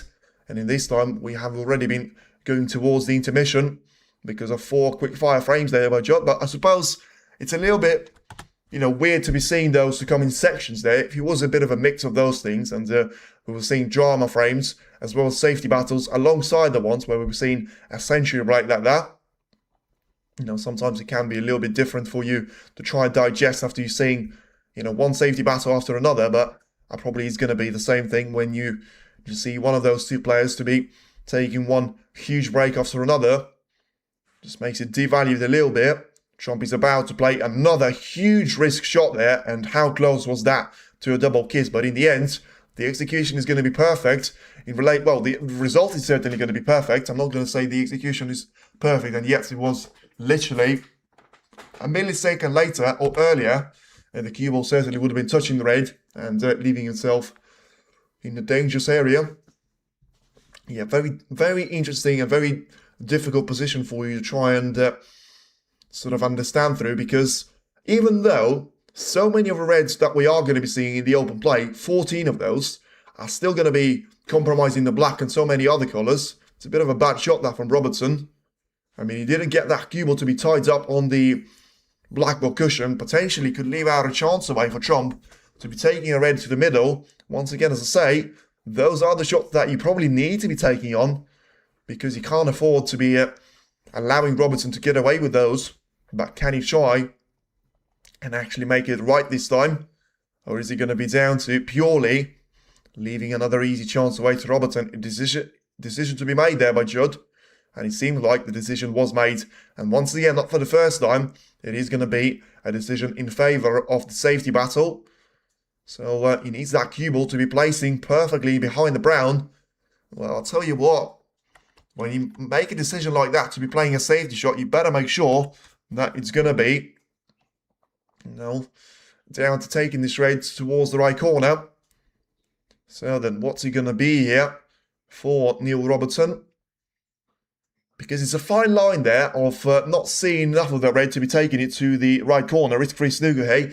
Well, it is to an extent, but I feel like he's not trying to be different from what we've seen in the first session. He wasn't really doing that. And I understand that he wasn't missing shots either. But he needs to be starting at some point. And for now, it seems like we're still quite far away from seeing the aggressive snooker there to be played from Trump. And, you know, I would rather him play that aggressive snooker now and try and take the match to be heading all the way there, apart from... So, what's he going to be then? So, yeah, after all that, in the end, Trump just offered Robertson a re-rack and 8 points of the advantage. You're not really going to get anywhere with that. So, it is going to be a re-rack here of the 11th frame. And then he's going to be all the way back to square one here. So, at last, we weren't stuck in this situation for too long. And, yeah, Robertson seemed like he was going to be happy with conceding his 8 points, which, to be fair, as I say, 139 at the table. You weren't going to get with anywhere with that. And yeah, the position seemed like it was going to be compromised right at the start of the frame. After a couple of those, after the first shot really was missed there by John, because, you know, it's exactly what I meant by him getting so lucky of trying to have that massive double kiss with the red that compromised so many of those reds alongside the black, but also somehow managed to get the cue ball to be heading all the way to the top side of the table there. So then, what's it going to be in relation to the start of the 11th frame? Again, best decision. Yeah, I mean, you know, once again, when you have both of the players agreeing on that, it clearly is not going to lead you anywhere. And you can see that still camera work doing a little bit of the announcement of John Higgins and Zhao probably about to be shown as well. And here he is, the player, the world champion. And right next to Neil Robertson as well. Could one of them to be playing another there as well. Zhao up against the man from down under. Not too sure why he's going to be down to green and white there, but I suppose the green one, well, not really, because why Zhao is coloured green there, Trump as well, but Neil Robertson is going to be white. I mean, I'm not sure about that one, because, you know, I thought the logic was that Trump and Robertson are playing there, but of course that's not the case. Anyway, it doesn't really matter. And Trump and Robertson are going to be back towards the table there after taking a bit of a break. And certainly a break from aggressive snooker there. Trump still needs to try and take a bit more aggression there because, you know, the fact that he had a re-rack is absolutely fine for him. But at the same time, he needs to realise that now is the time, surely, for him to try and use that frame advantage. He won't have that one all day. He's either going to win this match comfortably or he's going to have to get himself to a squeaky bum time. And for him to win this match comfortably, he needs to be doing now. For him, he needs to be doing now. He needs to be taking this one to go all the way. And very much in his favour. For now, it's about to be another break-off here. And as far as I'm aware, it's going to be the break-off by Watchalong there. Because, you know, it seemed like he was very close to putting Neil Robertson in loads of trouble there. But at the same time, it is going to be down to just make sure it is going to be all the way. So both gone. And what do you mean there? Or bad orientation for the sport. And yeah. Listen, it's going to be down to either having one of those players to try and step up and play their best snooker, or something that may still favour Neil Robertson, playing a snooker which doesn't really sound as free-flowing as it could be, but at the same time, you're going to have a lineup worth of, you know, for the colour of culture. Oh, yeah, sorry. I understand that. And bad orientation for the sport, for the colour of culture. Yeah, no idea. But as I say, listen, it's something that is probably... You shouldn't focus your mind on too much on, because we do have a very interesting setup on our hands. But I'll tell you what, Robertson...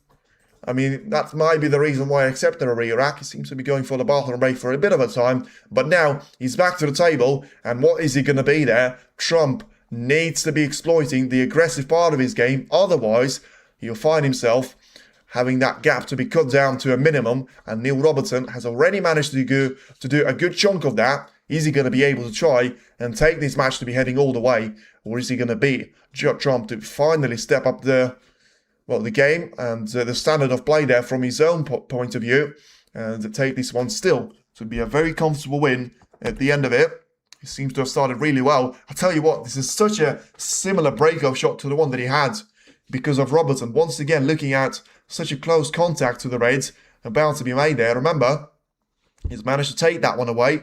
He was positioned for the black, and that was the end point when it comes to scoring those. And Robertson, is he going to have the ability to try and take those two on the bounce?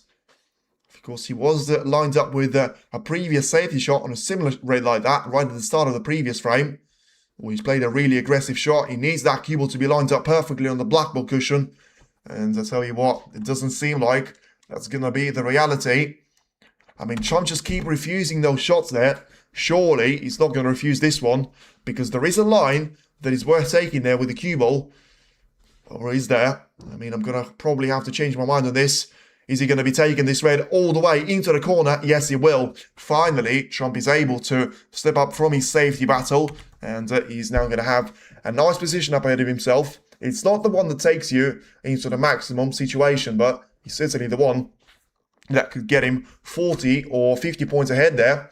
And for now, it'll certainly be something that he takes and play that cue ball way too close to the bunch, but in the end, way too close for one of those reds that he probably was aiming for from his body language and the position of the cue that he was about to take, but still probably managed to give himself a little bit of a favour. About to take the more difficult red away, which he needs to use the entirety of the pocket, but got that one in. And even though, remember, when I said every 3 frames that Robertson wins is equivalent to Chom taking just one of them, for now, he's managed to win 2 frames, and if Chom wins this one, he's going to be put all that work down to nothing, because once again, the problem with Robertson, he doesn't have any brilliance of a rhythm of making those high-value breaks, and he's still keeping that break of 61 achieved in that frame number 7 as his highest one in the match. I'm not saying that Chom has got lots to speak for him, but he doesn't need to be having loads of things to speak for him, because he does have a scoreline of 7 frames to 3 to be massively in his favour. So we're going to be down to be seeing there a potential of a chance there for, Chom to try and turn the mini session around here. Try and take it all the way in relation to taking the black into the opposite side of the table.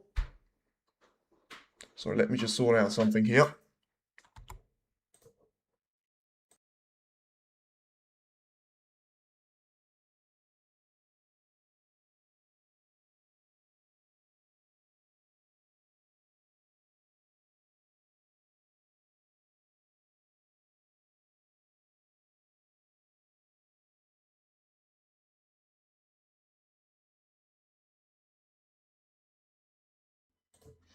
Apologies for that, the stream's gone completely blank for me, so couldn't see what Chomp was doing. Had to reset it manually, so it should be back to normal now. Yeah, haven't missed anything because Chomp is about to take another red away. He's trying to make his way through the easy reds first, but now about to be lined up for the one to be taken into the, the right middle. Probably going to be the last one, which will get in position on the black here and ultimately allow to try and play the shot off the cue ball towards a bunch of those reds. Whether he's going to be able to get the pack to be spread out, probably not here though, because he would have needed to be lined up for the blue. Well, he's played that shot very wrong in terms of he nearly messed up the red into the middle, but this is going to mean that he's going to be lined up way too straight in the black. So what's it going to be? Is he still going to try and make it? Well, it's a decent line there, but somehow, wow, I'll tell you what, this is going to be super unlucky there for Chomp. If this red is playable now for Robertson, because look at this, he got the black here, but at the same time, he's got one of those reds to be heading towards the right middle and drop in. Very rarely you see this particular outcome. So now, of course, Trump will be hoping that red that he could have been playing for into the right corner is now not going to be playable for Neil Robertson. It seems like, personally, I know this is very close in terms of the cue ball to be in relation to that reds, but I mean, is it worth taking on for Robertson? Remember, he's going to be in exactly the opposite position. And, well, I thought for a second there, for a split second, without realising the rules, I thought that, Robertson offered a rear rack, which I thought was ridiculous. But then a split second later, of course, realised it was a foul shot from Chomp. And what Robertson was doing was asking Judd to be playing from this position. So clearly feels like he's not going to be able to do anything with this. Unlucky but lucky at the same time, yep. And as they say, you can be really lucky in an unlucky situation, and that's exactly what happened with Judd. And, well, I tell you what, Robertson will find himself looking very smart there in brackets, because this is a horrible way of, asking Trump to play that shot. And now, to me, it seems like he got himself snookered in behind the green and the blue here. So, and I'll tell you what, this is going to be far from an ideal line for you to be taking. So, for the pride, he needs to be getting this one first time. But even then, you allow Trump to be the one in charge of a position. But, of course, more importantly, that was purely for the jokes. Whatever he does, he needs to make sure he doesn't leave a chance away. This is a horrible line. Well, he's left a chance away to the yellow pocket. The horrible line I meant was, potentially leaving out a red to the left corner, which would have been a 90% of a chance. But I tell you what, Trump usually, and I'm only going to say usually, takes those for fun. And he's going to have a great chance of getting that cue ball into a safe zone as well. Seems to be a good line. And he seems to be a brilliant line. I'll tell you what, Robertson is going to be absolutely kicking himself for that decision making. I didn't understand it at the time, honestly, because I thought surely you were going to be able to find yourself and play a safety shot like that. And Trump, the thing about Trump that surely confused him a little bit as well, there was a little bit of a look at his face as just to say, what's the difficulty about this one? Because literally, Robertson was walking backwards and forwards there around that red. Trump comes back to the table. 10 seconds later, he plays a shot. And he got Robertson snooker there, so he played that shot brilliantly well. I'll tell you what, from the mental point of view, well, maybe that potting the red at the same time and not getting on the red after the black was the genius move there for Trump, because, I said the previous thing could have hurt for Robertson. Now, this one is going to hurt 3 times as much there, because he's the one that for now seems to have cost him the frame win. Schoolboy error. Well, sometimes you blame the players for not putting the cue ball sometimes into the previous position. This seems to be the exact opposite for now. Tell me where the mistake from Trump is coming from. Let's see where the pink is going to be respotted though, because I might get my answer for the question a lot sooner than I thought. Well, to be fair, it does compromise one of those reds that I did have in mind as the one that Trump could have potted, but it still seems like he's going to get 2 more available to him. He's looking for a plant of some sort to be taken into the corner. So what's he going to be now? 37 ahead, 2 more reds available. That leaves you with 67 points at the table. So that's wrong. It needs to be on 83 here. And about to be down to 75. So, he's got 1 more red. But if he positions himself a little bit lower than the straight line for the red, then he should be getting that cue ball to be lined up perfectly into the contact with the remaining 5 reds. And usually, it's one of the best shots that Trump seems to execute there in his arsenal. So, just carefully taking the blue to be on 50 points exactly. So 43 points being the lead, 75 at the table right now, about to be down to 67. Of course, if Trump feels like he's going to be able to get through to this red and try and take it into the right corner. From this angle, it looks like it's spot on, no problem, but clearly he had something on his mind. So then, he's played that red really well. He's got the perfect angle here on the black, and, well, what's he going to be? He's played that shot beforehand. Seemed to have played it pretty badly, but got the red in to the right corner somehow. And once again, he doesn't play the shot too well, but this time, as long as he hasn't got the cover of the red right next to the cue ball, he should be able to see through the red. About to be taken into the right middle here. Cannon, all down to this. The fact that there is not going to be any sort of reaction there from Trump, and he's still seeming like he's going to stick to the original plan, it means that Robertson is going to have to pay the price. The frame ball is about to be taken here, 52 points of the advantage, so that will leave him with 59 points of the advantage as well. Sorry, then the frame ball is going to be the red, but this time guarantees that the best that Robertson can do is the respot, and it's not like he's going to have a difficult run of taking this red.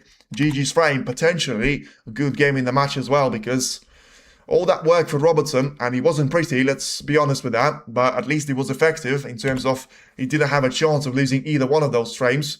For once, you see the frame to be heading into the open space, and this is why I didn't announce it, so I probably shouldn't be taking credit for it, and I won't, but I was a little bit surprised that Robertson accepted the factor of a re-rack in the previous frame, because I genuinely thought he was going to try and make it a little bit dirty work, a little bit unsteady, and a little bit of just try and work himself out to be pressurizing Trump to be in a situation where he doesn't want to be, and like, the something that we have seen at the start of the afternoon session where Trump was the one unstoppable, playing superb snooker.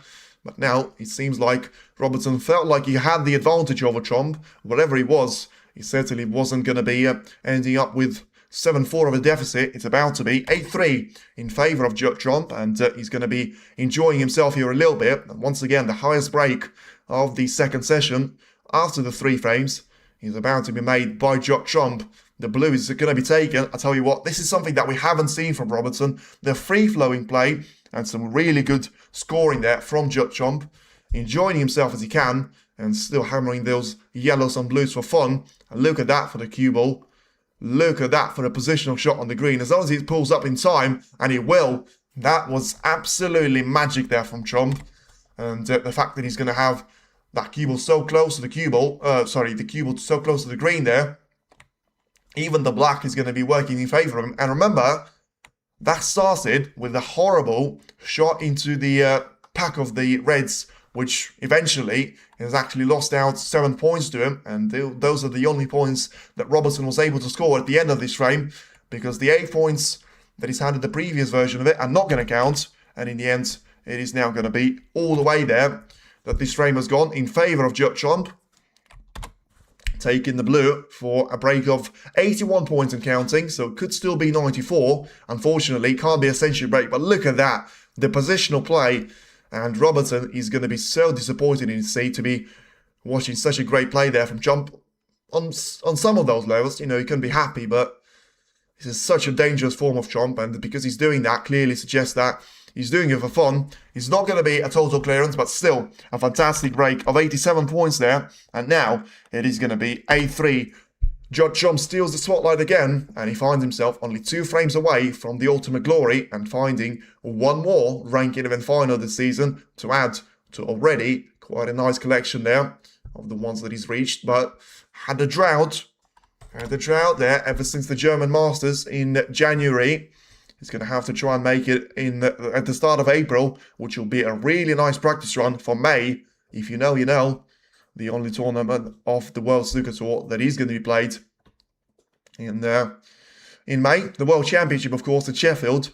And if he's going to have a little bit of a taster of what is maybe there to come, he's going to be lined up nicely with a nice battle there against Higgins Orsington if he is able to win 2 more frames away out of the, what's it going to be then?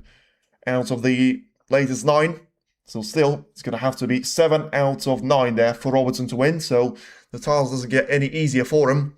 And the margin for error remains to be very, very low.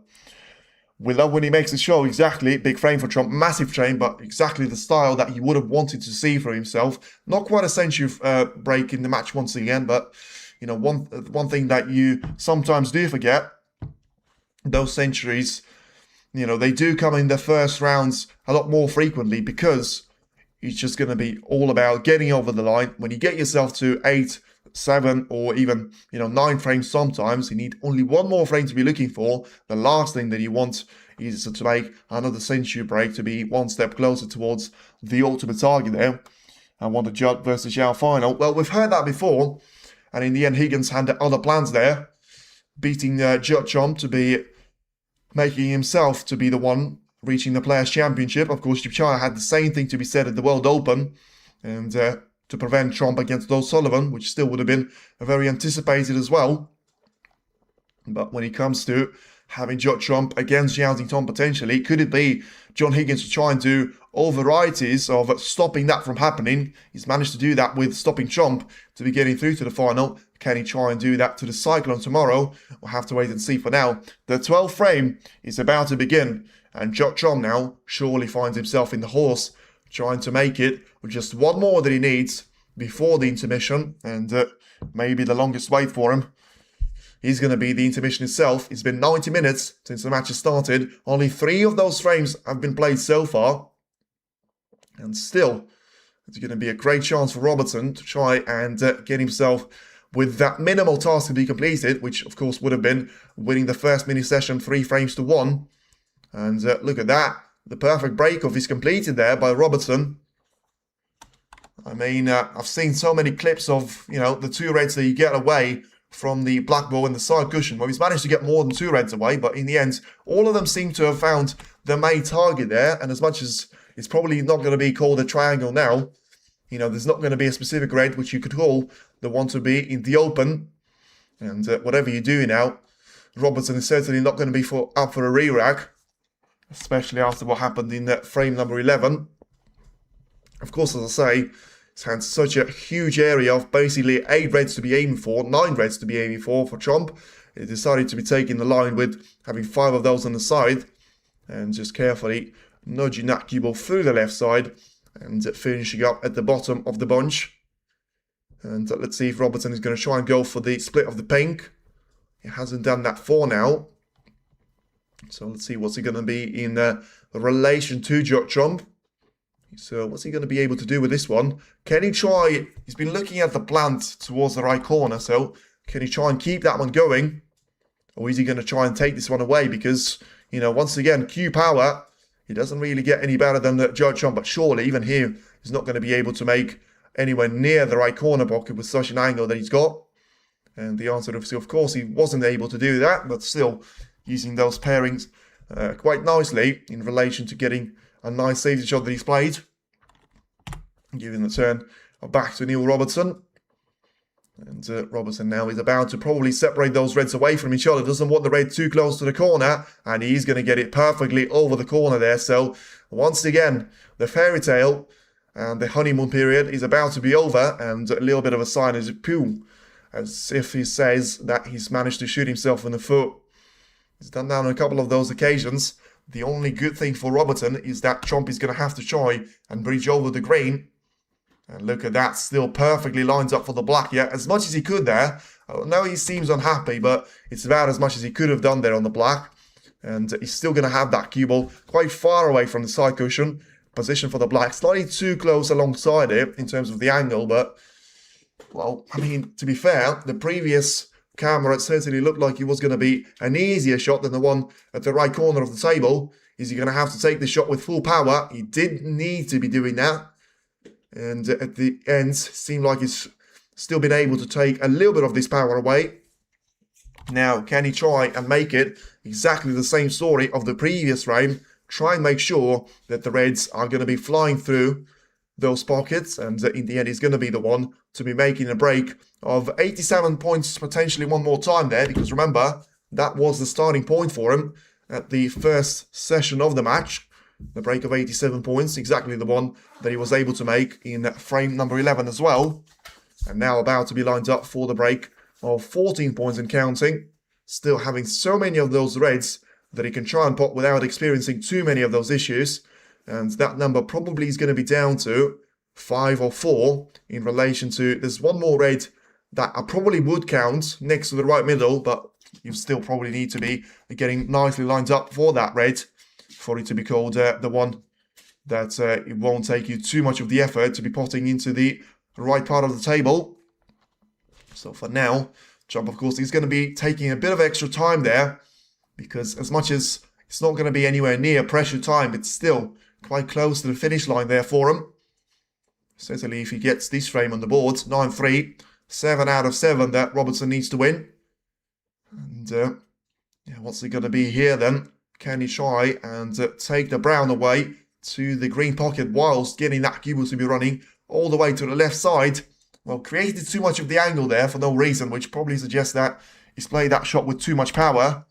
As the cue ball was running, he seems to have overplayed for the straight line of a shot, and in the end forced him to be taking this red with a little bit of the angle on the rest.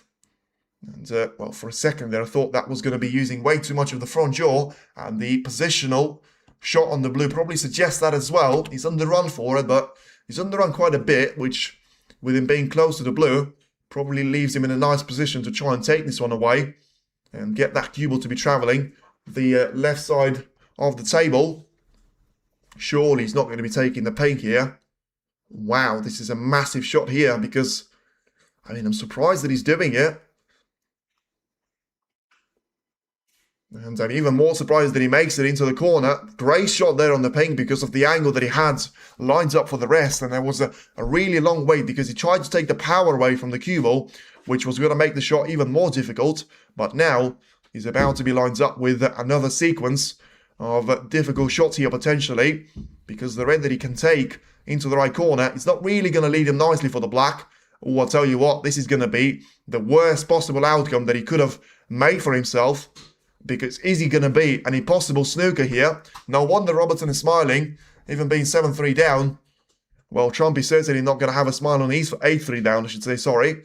And yeah, is he going to be an impossible snooker? Wow, I haven't actually seen the red has jumped over those reds after, of course, the red was already potted there, so he wouldn't be called a foul shot. But he sort of managed to get on top of those reds and spread them out and leave that cue ball to be exactly in the middle. So it's a unique shot there, but I suppose from the physics point of view, it makes sense because of how much of power and spin there was. The contact was clearly made from underneath there, and you can see that cue ball was flying on his way towards those reds after hitting the first one, the object ball.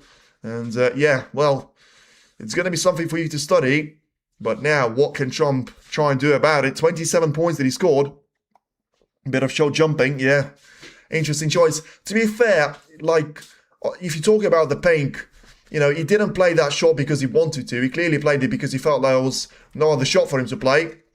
And yeah, it's a really good escape there. First time, lines up for the black. And now 27 points. He's still going to be at the end there, but at this time around, Trump probably can afford to be taking those breaks with 27 points or less. Unlucky, yeah. I mean, was that unlucky, or was that always going to happen? I mean, the problem with the shot that he had no chance to be playing that shot with topspin, absolutely no chance. He would have been nowhere. So he needed to be playing that shot with backspin. He couldn't do that because he was too close to the side cushion. So what can you do? Try and power your way through those reds. And realistically, hand on heart, he was never going to make that because there was a sequence of 4 or 5 reds to be in a straight line, which, I mean, I know he's got loads of cue power, but you're never going to be able to stroke that one with so much, you know, titanium, brass, whatever. You've got the tip of the cue made off. You need that to be made of vibranium, and only then you'll have a decent chance of trying to get those reds to be spread across the table. So, you know, it was always going to be a very difficult position, let's put it out there, because, you know, Trump knew that he had this many reds available. He's probably managed to take every single one of them, but from one. So, you know, you take a color after that red, 34, something like 40 points, which doesn't actually make a low-for lot of difference. So, you know, it's nice to have 27 points as the advantage, but in the end, it is going to be the next safety battle, which will determine the potential frame winner. You know, for now, Robertson seems like he certainly played the better of the safety. And let's see what Trump has got here to respond. Seems like he's taking a very different line here in terms of the thin cut on the cue ball. And, well, he was clearly happy with playing with fire there, because he was leaving in the red over the right middle, but he managed to get really good positioning on the cue ball in relation to the green and the pink, being next to the green spot. And now it's going to be the left-hand side here for Robertson to try and study, because, yeah, the left-hand side is going to make the shot even more difficult, though, because he want this shot to be taken from the right side so that he get it closer towards the yellow and brown right now, or even towards the green side there, if you've got the angle. If you're going to be playing this one with the left-hand side, there's no way in a million years you're going to be able to get that cue ball towards the green pocket. It's going to be way too risky and way too close to the left corner anyway. No one in their minds would be taking a shot like that. So that leaves you with two options. Either try and take your reds all in into the left corner, or you can always just try and transition the cue ball down to the lower part of the table, which right now doesn't seem like he's going to have so much of danger. You know, Trump spent loads of time thinking about his previous shot, and now the same thing goes for Robertson to be relevant. And as I say, just trying to settle for the lesser of the evils in terms of just carefully playing that cue ball for the black ball cushion. Make sure that he's got the line of, even if he's left a chance away to Trump, then he's not going to be the one that, you know, Trump is going to be able to put his paycheck on. Although, 8-3 in front, 27 points in the lead. You know, he's managed to take a shot like that in the previous frame, a really difficult cut into the corner.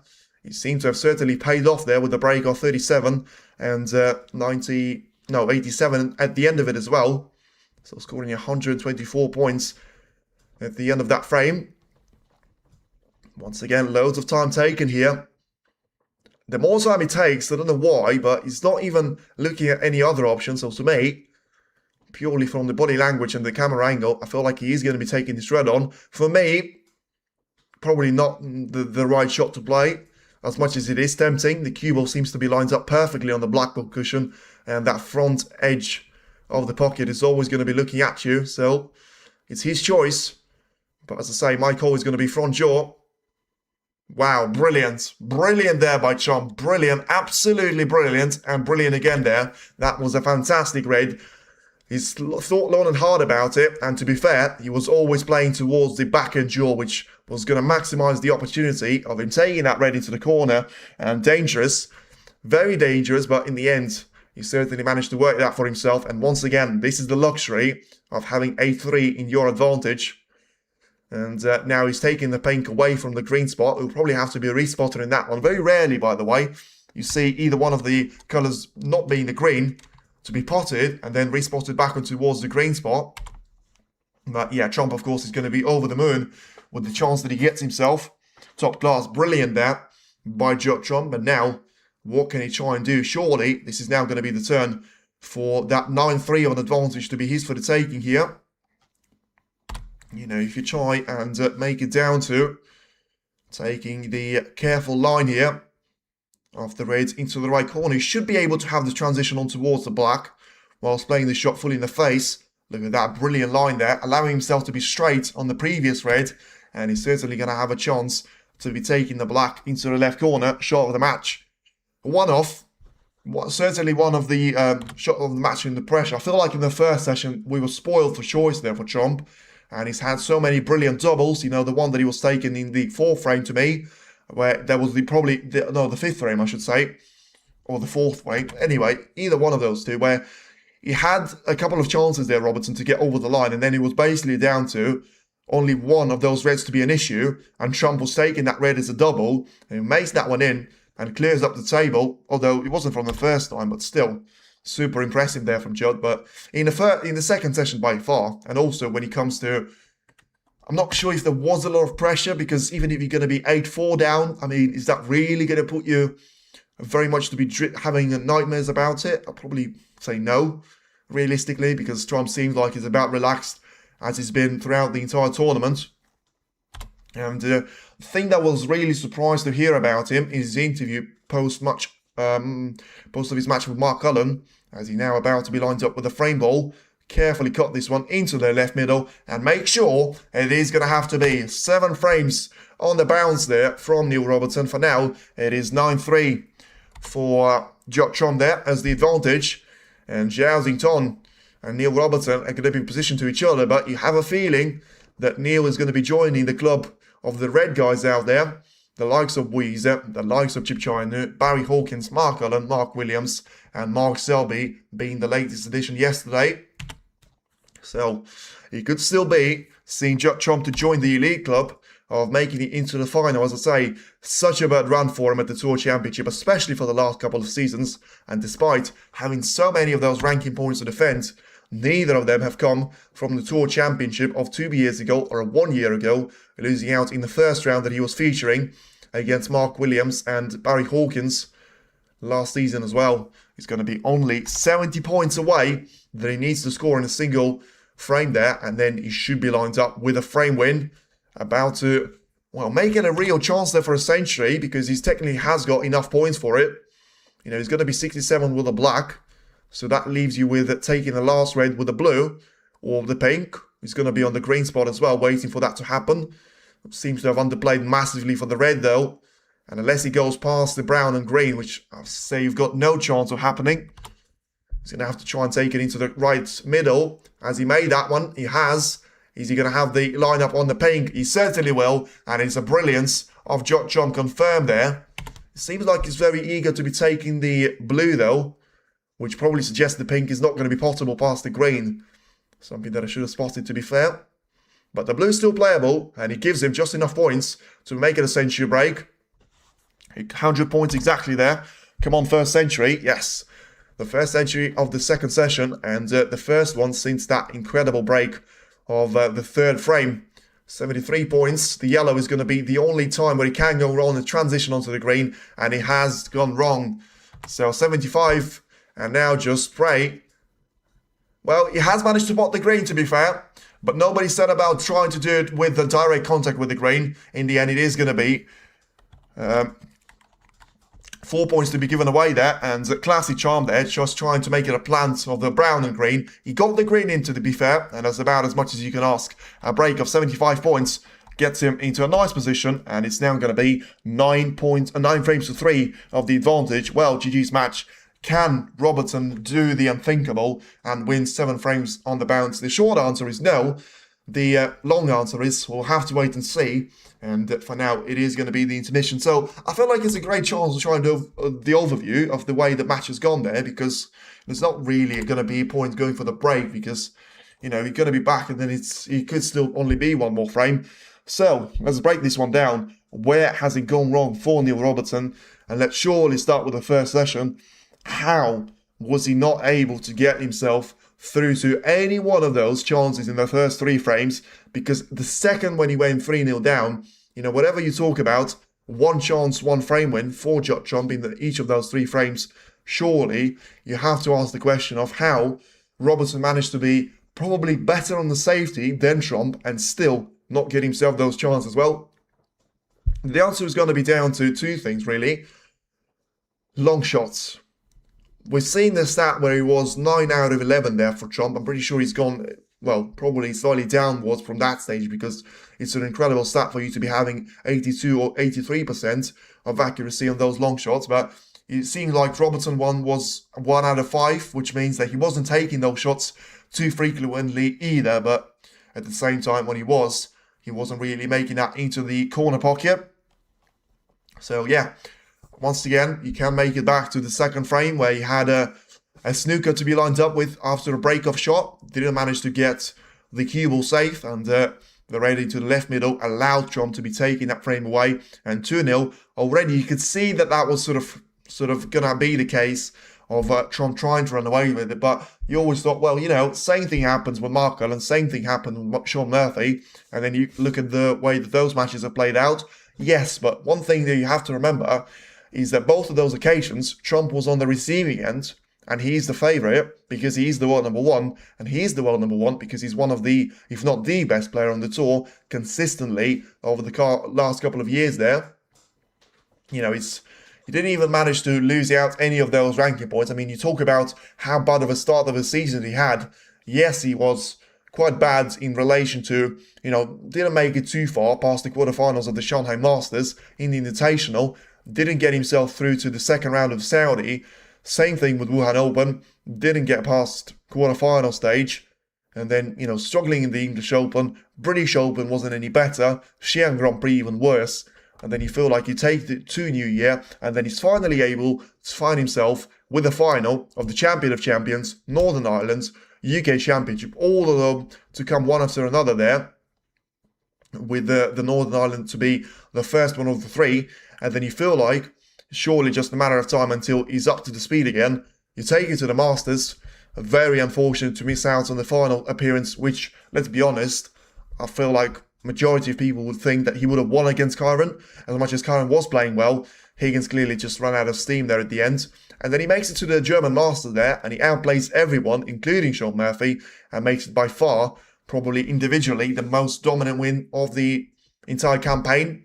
Was he ever looking like he was going to lose any one of those matches against the qualifiers, against Xia Wei, against Murphy, against, I can't quite remember who he was playing in the semis, but anyway, very consistent but rarely winning finals at the start. But, well, yeah, but ultimately, it's the way that you need to be for you to try and keep your place as the world number 1 there. Sometimes it's not all about winning. To finish first you have to finish, and it certainly seems like he's been able to get himself through to those, business stages of those tournaments, getting to the last 8 on so many occasions, getting to the last 4 on numerous occasions as well, because Talk about the 2 semi-finals that he lost out. He lost 3 semi-finals right now for now. Chipchaya and the World Open, Higgins Players Championship, and Higgins and the Masters as well. So, yeah, it's going to be down to try and make it 1 out of 4 there in the recent ones, ever since taking that crown against Sean Murphy. But whatever you say about him, it's difficult to say which part of the season has been better for him, because in the first part, he had 3 finals, 0 wins. In the second part, he's had, 4 semi-finals. 1 of them was a win in the German Masters, and then 3 more semi-finals. And of course, this one is going to be another one, which comes across a little bit different because of the format, but at the end, he's able to defeat everyone that was on his way so far, doing that with a different style of play, but now certainly just being 1 frame away there of taking another great win in terms of the head-to-head against Neil Robertson. He's managed to defeat him in the last 16 of the Shanghai Masters. He's managed to defeat him before the UK Championship at the semi-final stage as well. And Trump, well, probably about as much as you need to say there, because Trump is now certainly going to have this one as his to lose. So, what's it going to be then? Does Robertson have a couple more of those frames? He's not going to have an intermission to try and rely on. Well, I say rely on. It's not like he's helped him anyway in the last couple of frames that he had, or the last couple of times that he had the intermission. You know, the fact that he had such a good run against Barry Hawkins, well, it probably was down to Barry not playing the form that got him into the Welsh Open title campaign, because, you know, he was struggling against Chipchaya there. I was watching that match from start to finish. A different story against Robertson, though, because I wasn't seeing the entirety of the match. But the things that I've seen, is basically what we've seen against Robertson here, to be fair. He's basically the same thing against Barry Hawkins there, because, you know, the thing about him against Chipchaya, he was always going to be a bit of a, you know, grind it out, a battle till the end. And it doesn't work against Trump. You know, the thing that I was most impressed, you know, the most impressive performance of the season there, and the most unexpected win of the season, was the one of the UK Championship of Selby, because, you know, this is exactly the form that Trump had, by the way. He was winning those matches for fun, and he's managed to completely outplay Robertson. I mean, 6-3 probably doesn't tell you the whole story there, as far as I can remember the match, and yet Selby managed to be the one that completely shut down Trump, managed to look him absolutely horrible in terms of his play, and doing a bit of a Federer performance on the court, and fantastic lead that he's taken. Yes, Trump was able to come back later on, but, I mean, 9-8 was the closest that the match has got ever since 1-0, and Selby was able to win that one 10-8. So purely for the way that he was able to take the game to Trump in his own world without playing so many of those safety shots there for Selby was super impressive. And yeah, you know, he certainly was Mark's best performance of the season by a long distance to me, because, you know, Champion of Champions was good, but it wasn't anywhere near as good as winning that Triple Crown, which is by far the reason why he's still managing to keep himself as the world number 7. So let's have a look how close he's actually going to be to Sean Murphy. He's going to be 50,000 worth of those points away from Murphy in the world number 8. And sorry, that's going to be unupdated list. Let's have a look at how he's looking at right now. Yeah, Selby's going to have a couple of those points to lose, to be fair. So Murphy gets him even closer towards Selby. So both of them would have lost a little bit of those points there. And yeah, it's going to be an absolute... well, he needs a huge drop-off for him to be dropping all the way down to outside of the top 8, though, because Salgadon, Weezer, and Barry Hawkins are all going to be separated, by the way, of less than 600 points there of ranking in between Weezer and Barry Hawkins there. And let's have a look. By the way, I just want to see on which one of those two players is going to be facing who there in the Crucible. So Hawkins is going to be playing against Williams, and Weezy is going to be playing against Selby. Although, well, I mean, I tell you what, it's really difficult to say on which one of them got luckier there. Weezy against Selby in the second round, I tell you what, that is going to be a cracking lineup. I mean, Higgins against O'Sullivan as well. This could be some really good matches there. Sijawi against Jotchon probably smells a bit like, you know, it would have been a lot better a couple of years back. And that's going to be very much aimed towards Sijawi there.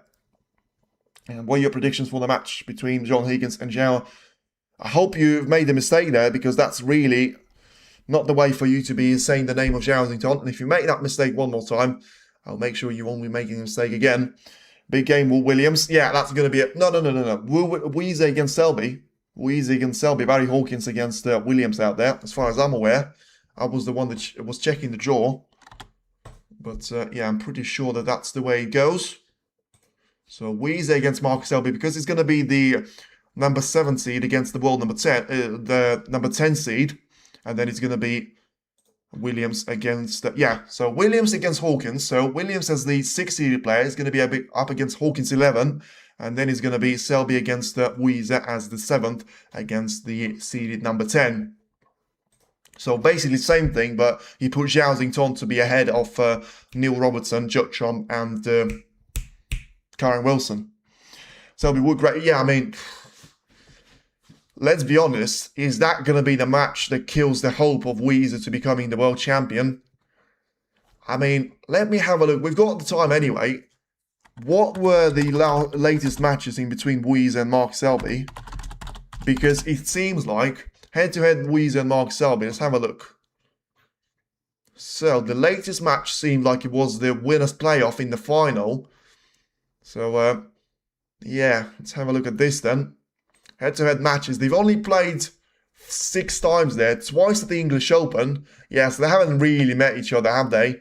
4 times this season at the Championship League, which, I'll be honest with you, I don't really take notice of. But to be fair, the fact that Selby managed to win all 4 of those matches is impressive. I mean, as much as it is a little bit of a lottery, he's managed to literally, he's beaten 3-1 on the 19th of January, 20th of January beating 3-0, 10th of February he wins them 3-2, and then 11th of February he wins them 3-1 there. Brilliant stuff by Selby. And the English Open, 25 and 22, 4-2 win for Selby, 4-1 win for Selby. So, you know, Selby love world long games, can't call that one. Yeah, this is the thing there. This is exactly what the point that I was getting at. Is it surely going to be very much Mark Selby's match to lose there? Well, when the match starts, he will start in around 5 minutes time there because it's still going to be the intermission. If you talk about the second semi-final, it will be down to, what's it called? The tomorrow to be started. And it will be in the afternoon session. It's going to be their number 1 appearance, which is going to have 8 of those frames to feature. And then as they work out the winner of the, or is going to be a draw in the first session, which we haven't actually seen too many of those occasions there. Draw, so far, it seems like it's something that only Jutrom has managed to deliver. Because, you know, Hawkins' match against Robertson was 5-3. Zhao Ziton against Chris Wakelin was 5-3. John Higgins against Mark Selby was 5-3 as well. Trump against Murphy was 4 frames each. And then Chip Chinu against Barry Hawkins. I feel like that one's 5-3 in Barry Hawkins' favour as well. Yeah, so for now, it seems like very much a trademark there by Jutrom, but he needs to make sure he gets that copyright claim to be working out. And yeah, of course, Weezer against Chris Wakelin was 6-2 of the advantage in favour of the Chinese player. And then the match in between Higgins and Mark Williams had the same scoreline. So, the only times we've seen a draw there so far has been the matches in between Jutrom and Mark Allen and Sean Murphy. The problem for Neil Robertson is something that he might have been aware of stat-wise, but it's certainly something that hasn't worked out at all. And he's now going to be positioned 9-3 down, potentially only 1 frame away from being knocked out of the tournament. And having to rely on a good run against Chris Wakelin there. You know, the player that we've mentioned managed to beat Weezer, but lost out to Zhao Xington. And talk about Zhao Xington there, because if he's going to be playing Ding Zhuwei in the second round there, it's probably not quite going to be the, what's it called, the Crucible Curse, because it's going to be down to a qualifier. But, I mean, let's have a look at very quickly at the run of Zhao Xington against those qualifiers, because apart from Gary Wilson and Stuart Bingham, I can't really think about the losses that he had in 2026, really. I know he had a loss against someone in the German Masters, which wasn't expected, Tom Fordy, a 5-3. But once again, those are not first to 10 matches. And they're nowhere near to be first to 10 matches. So I genuinely don't understand how, you know, the Crucible Curse is going to be applicable to Zhao Xington. Because you see, he's got 3 losses in 2026 out there. Well, 4 if you include the Masters, with John Higgins beating him in the decider. So, yeah, that's certainly not going to be too shabby for you. And, of course, he lost out to Joe Connor 4 frames to 2, but that was Scottish Open, and Zhao is someone that certainly doesn't come across as a specialist in the first to 4 of those matches.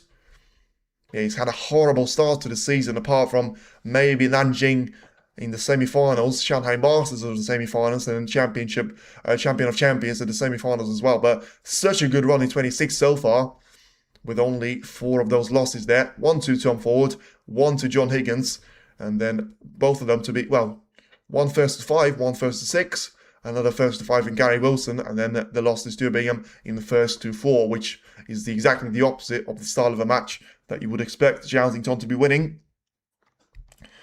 And great game, sounds such a great this year, many great matchup. Yeah, brilliant, because this is where it's going to be really interesting to see what the qualifiers are going to be there to deliver, because remember, the fact that we had Joutington as the qualifier last year. Let's have a look, actually, of who have we had to deliver from those qualifiers at the draw last season. Let's have a look at the draw, and that will tell us the story. No, it won't give us a draw. I don't know why that will be the case. Ben Wollaston probably has to be a standout. He's managed to play his match really well. Lee Bei Fan managed to win his match against Karen Wilson, of course. Lost out to Joutington, but certainly was the one that was probably able to take most of those frames away from Zhao, because 13 to 10 is certainly not too shabby there. And he was a lot closer than Chris Wakelin, 13 to 5, Ronnie O'Sullivan, 17 to 7, and Mark Williams, 18 to 12. They've all lost away to Joutington.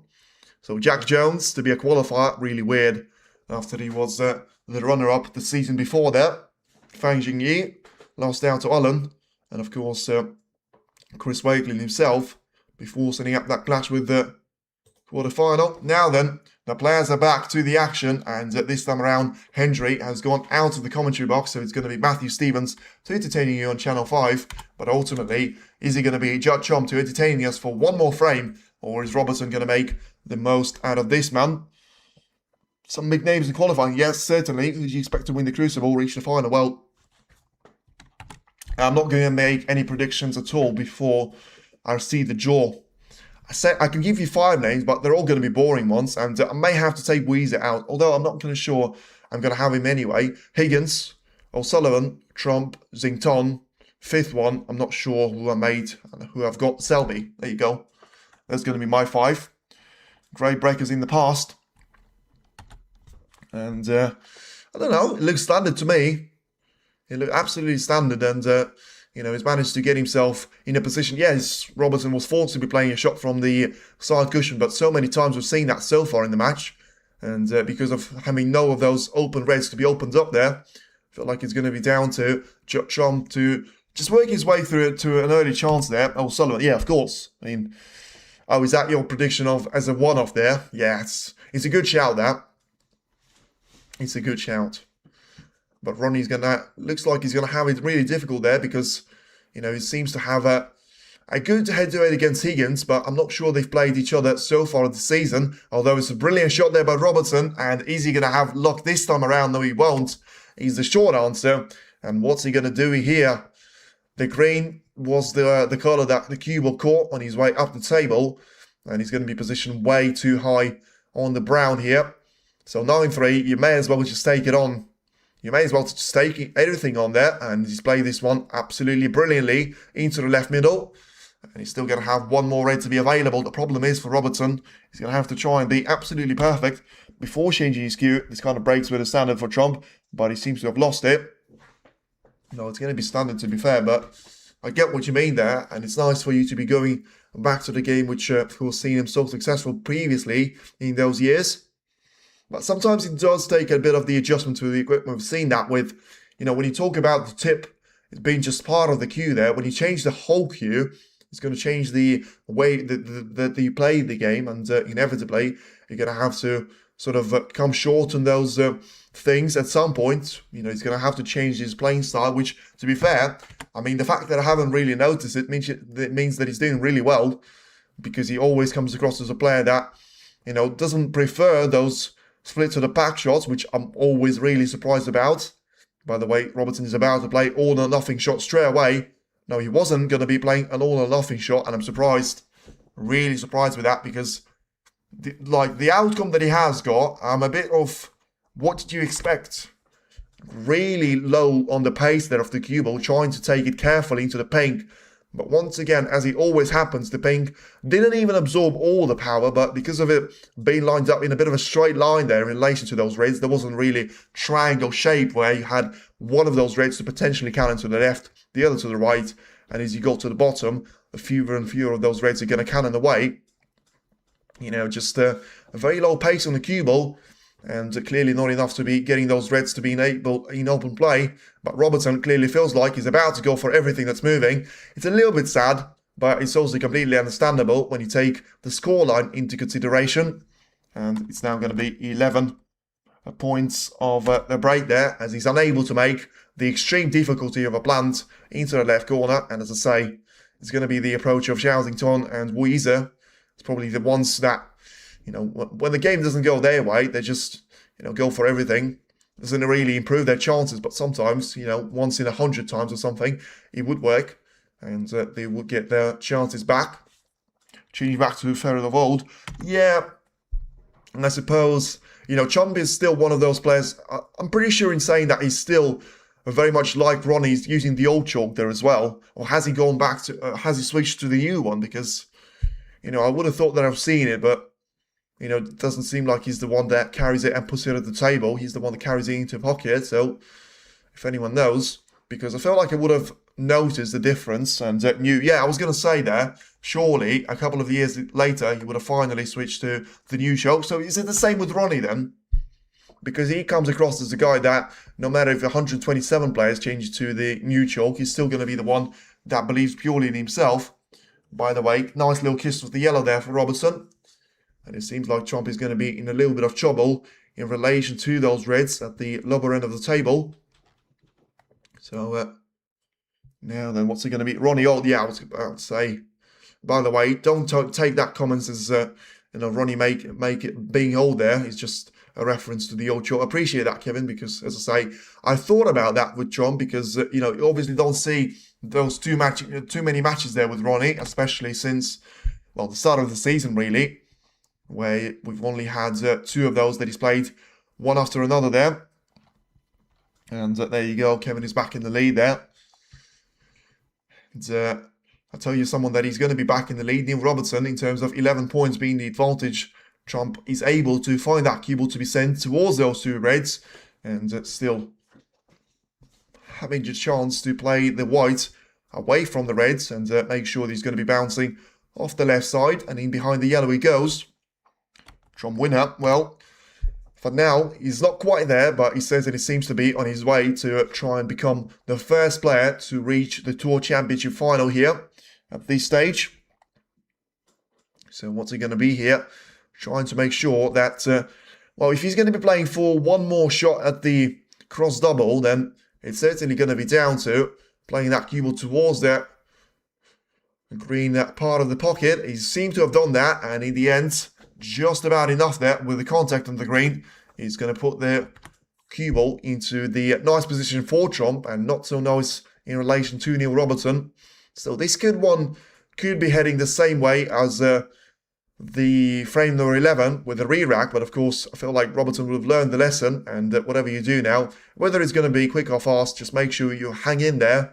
And well, just as I say that, Robertson makes a mistake, and it just depends on the angle, but I feel like it is going to be a red worth taking on there for Trump, even if he's not managing, I should say, that cue ball to be heading past the main bunch of reds in the black. He's done that, and he certainly got the cue ball to get past. The problem is he was always going to have a massive angle, and he needed that cannon on the brown. Even though he got the cannon on the brown, I'm still going to say that the position does look horrendous for him to start with. You know, the further he goes, the better it will be, but I feel like the feeling for me is that he's very straight on the yellow, or at least being close to it, and then if that is the case, then he needs to be taking that cue ball all the way to the right side cushion with a huge bounce. Oh, I mean, I say a huge bounce. I didn't really mean a huge bounce of the yellow off the pocket. I meant the huge bounce of the cue ball. But as I say, the position would have been such a horrendous thing for Trump to be working with. Not for the first time that he's had a miss like that on the yellow. You know, he's had that, you know, in a second break, in the second frame, I should say, where he was going for a century. I was very surprised that he wasn't playing for the pink to make a century break. And in the end, it was down to 94 points. So to hit the yellow exactly the way that he has now, and seeing that one to jump away from the pocket. The problem for Robertson is that clearly, because of him misjudging the point of the contact on the yellow, he's played a bit of a bad shot in terms of the position as well. And Robert had to be playing a safety shot one more time. Trump is going to be the one. It seems like for different reasons, but both of the players are about to go super attacking now. And, well, this red, is he going to make it all the way? He won't. And where's the cue ball going to finish? This is going to be such a great lineup for Trump to be spectating this because, well, we got, what's it now, 12 reds. So we got 11 reds, all to be way closer to the right side than they are to the left-hand side of the table. One more that Robertson can try and play a cross double from, but good luck trying to get all of those reds safe. You know, I'm going to have to play the shot with so much of the angle and try and use the blue as the cover point. Way too much pace on the cue ball, and it seems like, yeah, well, to be fair, I'm not going to say that Robertson doesn't care that, but he clearly knew that there was going to be a very specific spot there that the cue ball would have been lined up, and potentially that way, Trump would not have had a chance to be taking the red away. Doesn't mean that he'll pot it, by the way, but I'm just saying that it's going to be a great chance for Trump to try and take this one over there. I mean, I say it's a great chance. He seems to have refused his great chance and just trying to make it with those reds to be heading to the right corner whilst bringing that cue ball towards the green pocket. So it seems like at the end point, he was always down to just playing the shot carefully towards the right-hand side. And it's now going to be Neil to have a look at the same red, which he probably can't see enough of to try and cut it into the corner because of the, well, probably can, but it's way too thin for the position of the white, and he needs to be taking it with a different approach and probably just trying to cannon that red away from the right corner, make sure that he doesn't leave a chance away to Chomp. This time around, it's not quite going to be as close to the green pocket, but surely he's going to be just about close enough so that Chomp can't see the most dangerous of those reds away. Not a re-rack again. No, it's a different position here. And I would say we're quite far away from a re-rack because I wouldn't say it's a dead end.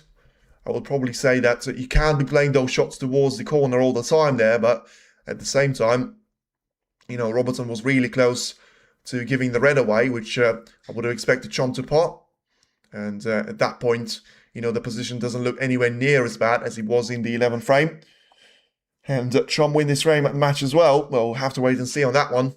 Not this time. Yeah, I was going to say, it's a bit of a different story here, but it could still be if the position doesn't develop any further. But for now, I would say it's a little bit early for that call. Especially with, you know, 3 reds to be taken away. You've got 12 to deal with. 4 to be on the right side. And then you've got, what's it now going to be? 8 more to be in the open play or somewhat close. But yeah, I tell you what, Chomp is really thinking about this one. So long as that I've seen him take on a shot for ages. More than 75 seconds out there already. So then just having a look at the potential contact point for those 2 reds. I mean, surely he's not going to try and hit them full in the face with testing his Q action and Q power there, putting his Q power to the test. Well, huge backspin and just do whatever you got to do with those 2 reds. Risky, but it may be the only thing that he can see. That's exactly what he's done. Wow. Has he fluked the red into the corner? Has he fluked the red? He has fluked the red. Or was that the plan? Don't tell me that was the plan all along there, Judd, because surely the person in their minds would not be able to find themselves playing the shot just about as well. Let's have a look at it again. Nah, there's no way he was playing for that. I mean, I know he was thinking about it for 2 minutes, but he could have been thinking about 2 centuries about that, and still, just how much it would have taken for you to play that shot about as well and actually calculate the impact of one of those reds to go in off. If you play that, amazing. Well, it reminds you of a shot that Williams has played against Selby in the Champion of Champions, where, you know, we were all thinking whether he played that or not.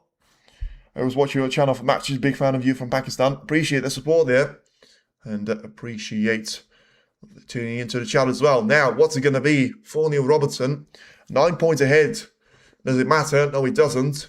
The thing that matters is that he finds himself in behind the green here, having to use the ball cushion first, having to use the left side cushion second inevitably. So, seems like he's doing the practice for the Star Wars movie in terms of his cue. Being used as a Jedi sword. I mean, he may as well be, because, I mean, tell me a safe spot here on the right-hand side. It's not a way in a million years he's going to be playing for the left-hand side here. Way too risky. So, the right side it is, but even if he's going for the lowest red of them all, he's such a tiny spot there at the table, and well, he's playing for the right side. He seems like he's a good line, just doesn't want to catch that red from underneath. And as long as he hasn't left the red into the middle, he's done about as well as he could have, because he was always going to leave a red to the corner. I knew here, a big Jut fan. Fair play, hidden hope. Nah, it was never going to be hidden hope, because there's no way you get the cue ball safe. You know, there's way too many reds here, and you're not going to have a chance to try and pot either one of them, because you need a huge sort of impact point. So, yeah, if you're going to have a hidden hope, you may as well concede the frame there, because that's not the way for you to be playing the snooker. So, is it going to be a shot now? No pressure in terms of the huge picture of the match. But is he going to be able to take this red away? Whoa, not with that power. What was that there from Trump? And somehow, I'm about to say that he got the cue ball safe. I mean, talk about the hidden hope not being there. Robertson walks with the slowest pace that we've seen a human walk there at the snooker arena ever there, because he clearly realizes that he's been left with absolutely nothing. Very lucky there. Very lucky there with Judd. Is that the story of the match? Apart from the frame number 10? Story of the match there. But once again, I mean, it doesn't come down to lucky because he's 9-3 ahead there. Sorry, it comes back to lucky because he's 9-3 ahead, and because he's been winning those frames on so many of those occasions, and he hasn't been winning every single one of those frames because he's been fluking reds along the way, and he's been getting away with not giving those chances away. Although the latter thing certainly is going to be the case there. No game already won. Yeah, listen, like, the fact that he needs one more frame to be winning, you know, he's going to be this patient because it's the frame number 13, and also because it's been, what is it now, 2 and a bit hours, and we've only been through the first 4 frames, which is incredible, really.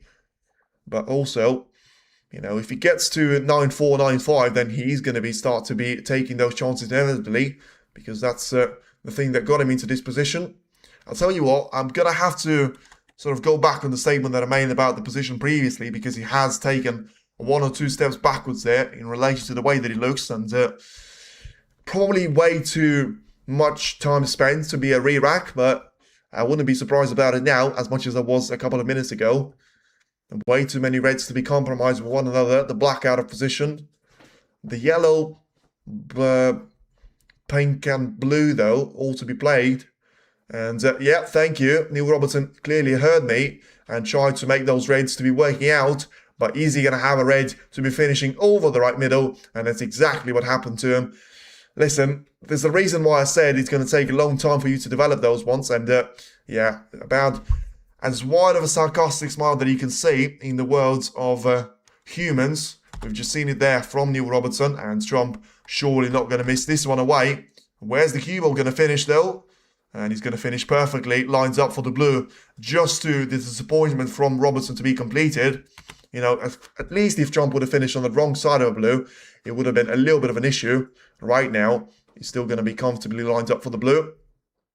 And the position is still going to be a problem. And thank you very much there. You're welcome, you Robertson fans. I said he was going to be comfortable for the blue, and he still missed that one.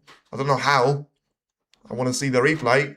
Yeah, way too much into the left-hand side of the jaw. So Robertson, after all that, he's going to get a chance.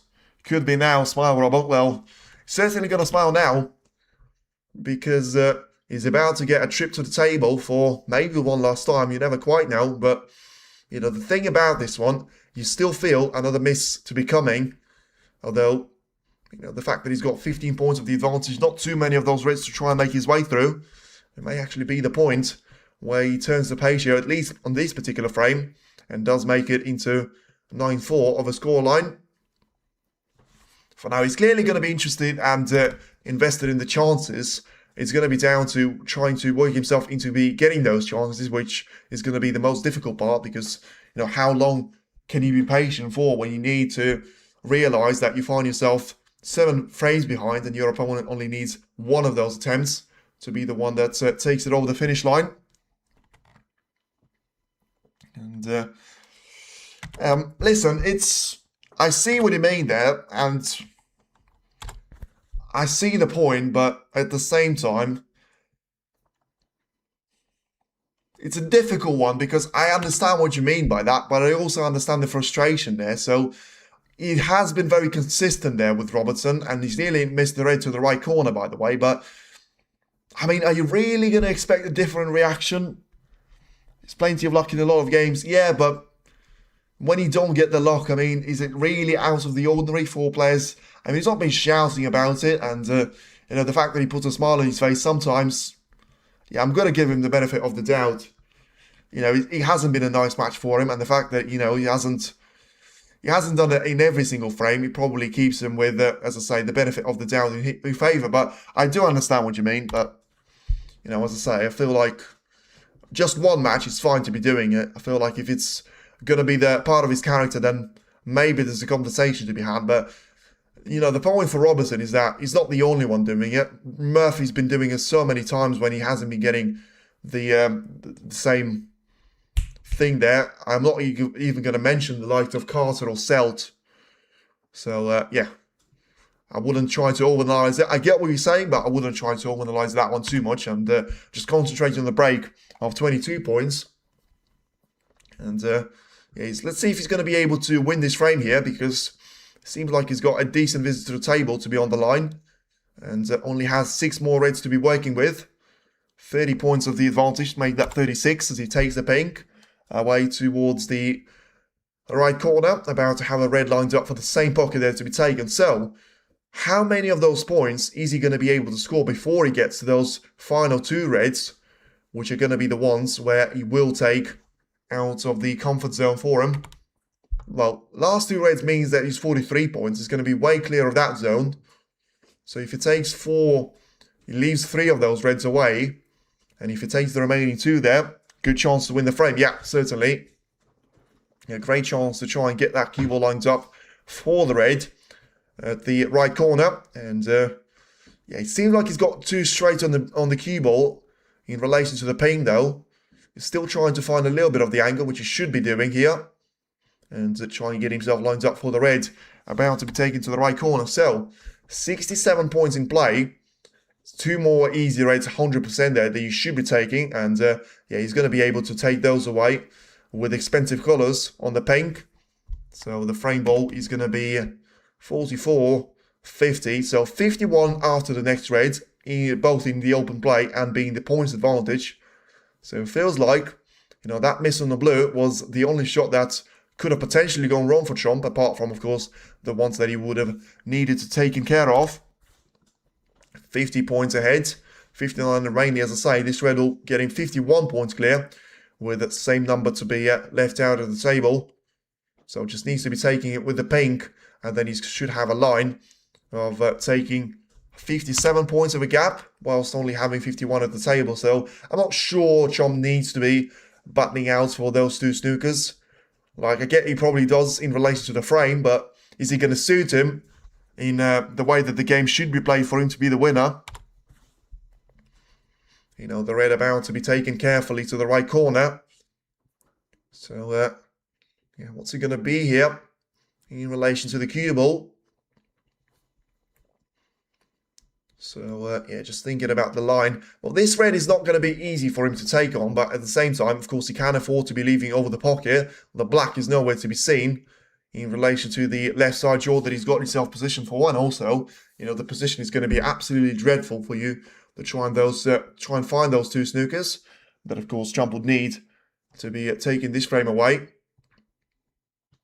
So Robertson seems to be dancing on the table there for as much as he can, trying to make sure that he doesn't touch the green, but at the same time gets himself positioned nicely across the table so that he can try and pop the red away. Be interesting if Trump carrying on here. If Robert misses, yeah, he will be, but he won't. He won't carry on. And once again, I mean, I'm not sure I'm a fan of that, to be honest with you. As much as I understand the funny thing of it sometimes, you know, Robert once again just putting a little bit of a show there. yeah, I'm going to have to wait and see what the other people say about it, because I'm 50-50 on this one, and I'm going to have to go one way. I'm genuinely not really a fan. I mean, I understand I'm doing it once, but doing it all the time is just, it doesn't leave a good taste in the mouth for me. Once again, it's going to be just a personal opinion there for you to realise, but yeah, I'm not a fan of, standing out and having a little bit of a dance. 9-4 down. What's the message that you try to deliver? I'm happy to win a frame. Well, you weren't doing that when you were 7-2 down or 7-3 down, were you? Once again, I know that I'm probably over-analysing this one, but he's certainly not done that the first time. GG's frame, yeah, it's over message. Well, am I taking it over the edge? Is it really a thing for you to concentrate, or is he trying to just create too much of a story there? You feel like, he's had very much in the headlines for him doing the golf, the cricket swing when he's been winning those matches, but that's fine because you do it once. It's fine for you to be doing twice there. Once when you walk into the arena and once when you finish the match, but, I mean, how many times is that now? And also, it seems like, he's making a story about himself where he is the one that finds himself 9-4 down. But I suppose, once again, shouldn't overanalyze it anyway. Now, 9-4 in favour of Chomp. Is he going to be a bigger picture there to be seen from his point of view, or is he going to be Robertson to try and slowly try and make it a similar sort of a comeback that we've seen of Weezer against him a couple of seasons ago, where he was, A3, A2? That Weezer was able to find, 6 frames in a row there, make it 8 frames to 7, and then Robert was able to get over the line and win that one as still the latest and the last of the whole nation series wins for himself in last season against Weezer. Only 6 more to win. Well, yeah, listen, it's always possible, but you put yourself under a little bit of pressure when you realise that your opponent only needs 1 more there, and he needed to be doing a bit more at the start of this session. Let's have a look at the scoreline, by the way. 9 frames to 4, which means, what was he starting with? 7 frames to 1. Or what was it? Yeah, 7 frames to 1. So technically, he's got a 3-2 of a lead there. Yeah, it's not going to be anywhere near, really. He needed to be having a 5-2 of a lead at least there. And then that would have left him, with having 2 more frames. 9-6. He's still got no chance, but at least it's a point that maybe is worth mentioning there. Trump should remain calm. And at this stage, he's still going to be more than happy to wait for his chance. And when he does come, it was a decent chance in the previous frame, but, you need to be a really good champion to be able to take those chances away first time, because one thing about Robertson is he had absolutely nothing to lose in that frame, and he realised that better than anyone, so you would have been going for every chance there, whatever it was, so managed to work it out on the previous time of asking, but you feel like that style was not really going to get you to, being over the line there, although he's been working for now in only in 3 out of 5 of the latest frames, so it's not like it's been winning frame after frame there. Let's see what the response from Chum will follow, because I'm still expecting very much the same composed performance and trying to make him to go very much till the end there for Chomp. Having a look at relation to those 2 reds, 4 reds I should say, next to the right corner. Of course, he's not going to be playing them into the corner itself, although I feel like he won't be. You never quite know with Judd, and yeah, I was going to say, there's no way he was trying to have that cue ball to be hammered into those reds. Played a really nice safety, to be fair, because apart from the red in the middle of the pack, third closest to the left side cushion, he probably is going to have the angle to try and force that cue ball across the side cushion and make that white to be heading all the way to the top end of the table as well. Seems to be the one that he's taking. No, he's taking a different one. He's taking the 4th one from the left side. And still the outcome is going to be absolutely perfect in relation to the cue ball placement. And look at that once again. You can see a bit of a needle there. Well, not needle, sorry. The favoritism from the crowd. Very similar 2 shots there that Trump and Robertson have played. But Robertson one was getting a round of applause, clearly. Too many neutrals want to see this match to go even further than 14 frames. Because it could be the second win of 10-4 there so far this season for Chomp. And probably, I mean, has he had another 10 frame win so far this season? No, he hasn't. because these are the only 2 matches on first attempt that he's looking to win there. Of course, the win against Murphy is the only win first attempt that he's been able to complete there. He wasn't in the semi-final of the Nanjing. He wasn't winning the final of the Champions of Champions or the UK. You know, the match against Jack wasn't to first attempt anyway. What's he doing here? What on earth was that from Chomp? I mean, he may as well just try to hammer the cue ball into the reds, and he would have been hoping for the same impact. Because unless I'm missing something, and Robertson is about to, you know, say, well done, really nice shot that you've played. I mean, has he not just given the open play away? Because he's trying to cannon that cue ball with way too much power into the reds, which was positioning on the right side cushion, which makes me feel like he was trying to play very thin on the edge, but he was nowhere near to making that 1. And 2, he was never going to make the outcome work with the force that he was playing, and also from the angle that he was going to be faced with that cushion anyway. Wow. I mean, Robertson does actually make me eat my words and say that somehow Trump managed to get away with it. I don't know how. Honestly, I don't know how with that one was not punished there, but probably the story of the match for Robertson, certainly that he feels like. It'd be good to see Trump versus the world champion in a long final. I favour world champ to win, but he hasn't lost the final yet. 5 or 6 that he's won. Yes, German Masters in 22, UK Championship in 21, World Championship final in 2025 there, and then the World Grand Prix and the World Open. All of them to be different tournaments as well for now, with I suppose not too many that he scored so far in the career. Robertson then about to go for a long shot into the corner. He needs to be getting this one in, and he's certainly going to be doing that. Brilliant red there, really nicely cued. Could have done with being slightly, you know, further up the table and being top side of a blue there. It seemed like he's going to be a little bit straight here, but still a great way to try and get the 14 frame to get started. Now can he try and get himself through those reds? I mean, the situation with the pink is the one that I'm interested in, and there's your answer. The pink is playable into the corner, so where does he go now? If he goes onto the black ball spot, then Robertson is going to have a great chance to try and win 2 frames on the bounce there, and doing that from the current visit to the table. No, he doesn't go onto the black ball spot. So, well, it makes it a little bit more difficult, but in the end, he's about to take one of those reds away from the pink spot here. Thank you for making my Friday Night Snooker covered with comms. Yes, appreciate every single one of you turning up with the support. And, you know, same thing's going to be tomorrow. Not sure about the frames count, but Jousington and John Higgins always put up a great show, whether it's going to be first to 5, first to 4, first to 6. They've met 3 times at least this season, and that's only the ones that I can remember.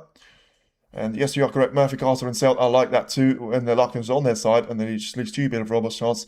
Joe Perry might have a word, he's better than that. Yeah, agree. Agree. Don't have a point to make about that one, agree. I beat a Scottish Open pool champ once 4-0 behind the Sound of Fan form, and he rated, so he got quite angry when I lost. Happens all the time there in snooker sport, because, you know, it is mad how early you can try and get yourself to be running closely towards winning the finish line, you know, playing super well, and then there's going to be a frame that you play quite badly, and then you come back to the next frame, and then just all your form is gone. So let's see if Robertson is going to be able to steady the ship to the extent, because still, wow, he's not missed this red. He hasn't missed this red, surely. That is the worst miss of the season. That is the worst miss of the season. That yellow that I keep bringing up about Ronnie O'Sullivan, that wasn't as bad as this. Wow. That's not going to be down to luck, though. You can't blame that on luck, and that certainly was horrendous of a miss into the corner. Surely, Trump, from the integrity point of view, although it is going to be a difficult start for him, having that red over the corner, you know, you may feel like it's going to be an easy start, but it's going to be anything but. Trying to get that cue ball away from those reds, and ideally he wants to be positioned for the bulk line. Yeah, he played that one well. For the yellow or green to have a choice off. And yeah, surely he needs to kill this one away. You know, you always need one extra chance when it's about to be over the line for you. So he had that chance last frame. He's missed that blue into the right middle, but he can't let Robertson get away with that miss. And Robertson himself knows that he's checked out of this performance. Sometimes it happens. It's a great shame when he does. But, you know, as I say, a snooker, as much of it is being one of those sports where anything can happen. Sometimes the damage can be done early doors, and you just find yourself where you want to get out of the arena when you're not playing well. And I was just about to say that he hasn't been playing anywhere near as good as we have seen him play beforehand. Good luck, thank you, and Jebowolska, dziękuję bardzo. But yeah, anyway, it is going to be all down to Chomp to try and make this one over the line, because now he finds himself 8 points behind, similar to the story that he had in the previous frame. But ultimately, if it's going to be down to having the Chomp that we are seeing here, and it's still going to be very much dropping down to the 3rd or 4th gear after being in gear 5 or 6 there. It's going to be all down to trying to play the best game here. Robertson has been way below average here. At least we've seen glimpses of him, of the performance against Barry Hawkins. Let's be honest, we haven't seen any of those glimpses of a great form there from Robertson so far today. And that can frustrate players sometimes.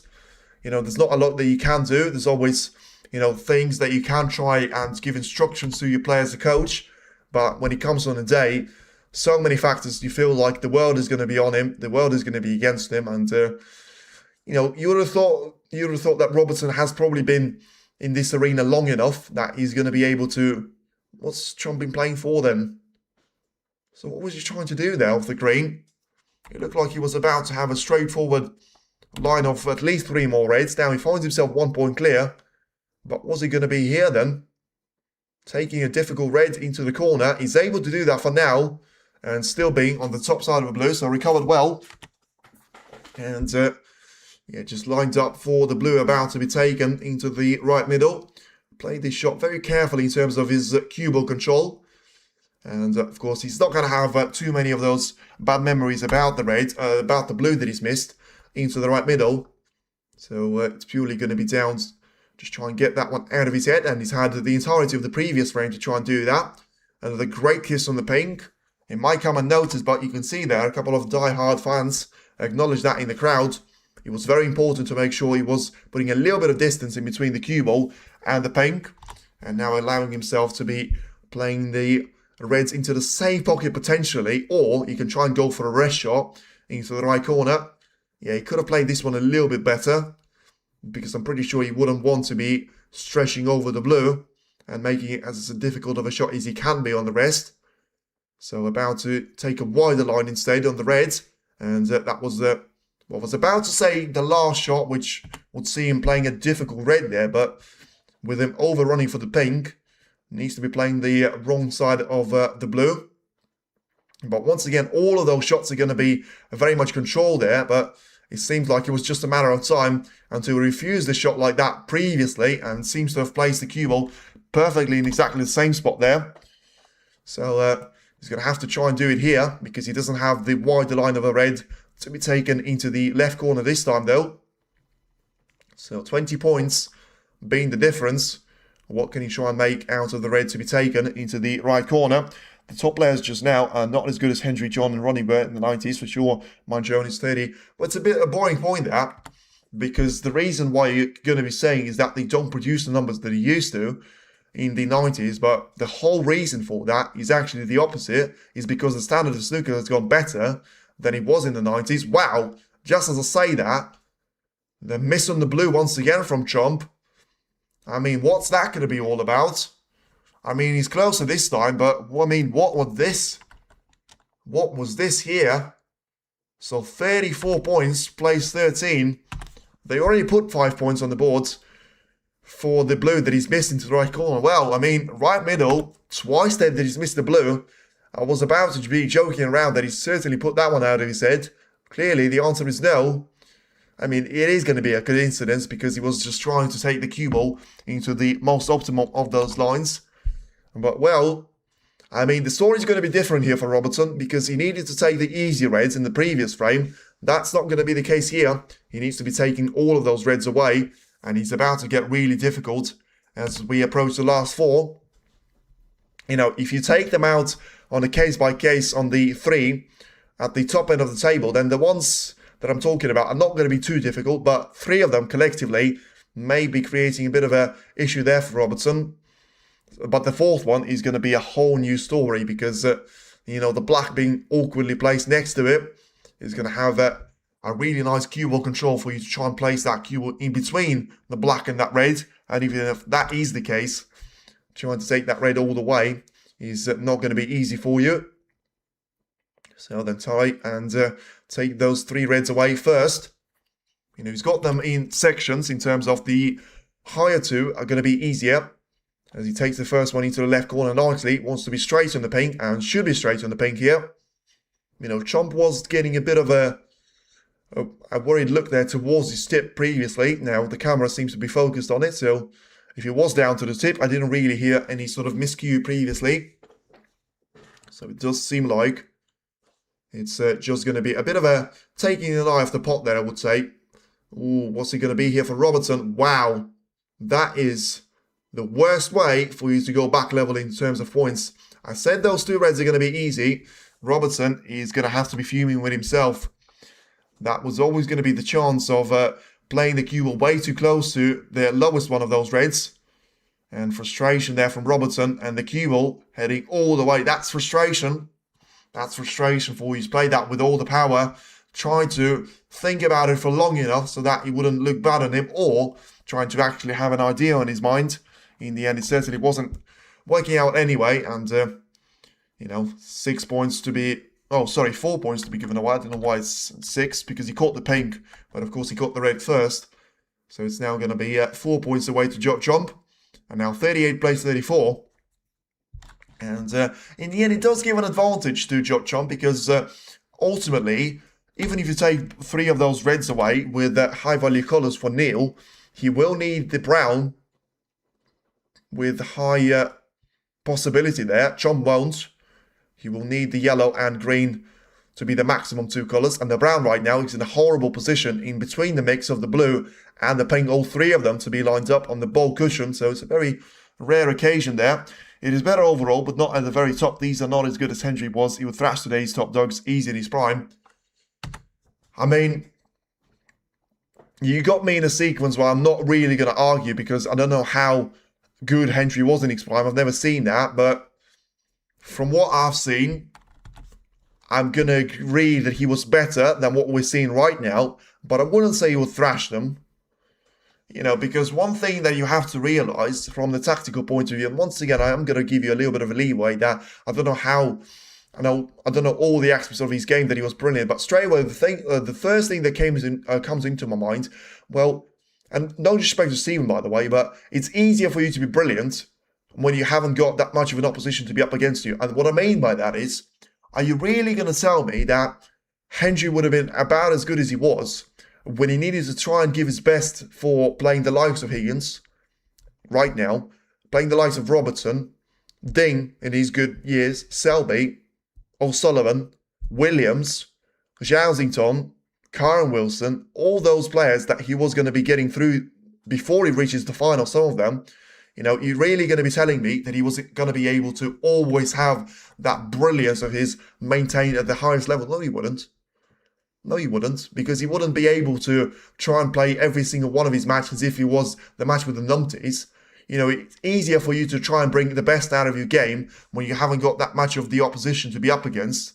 That's my personal point. I'm not saying I'm right, but it's certainly the way that I see it, because it perfectly adds up to me.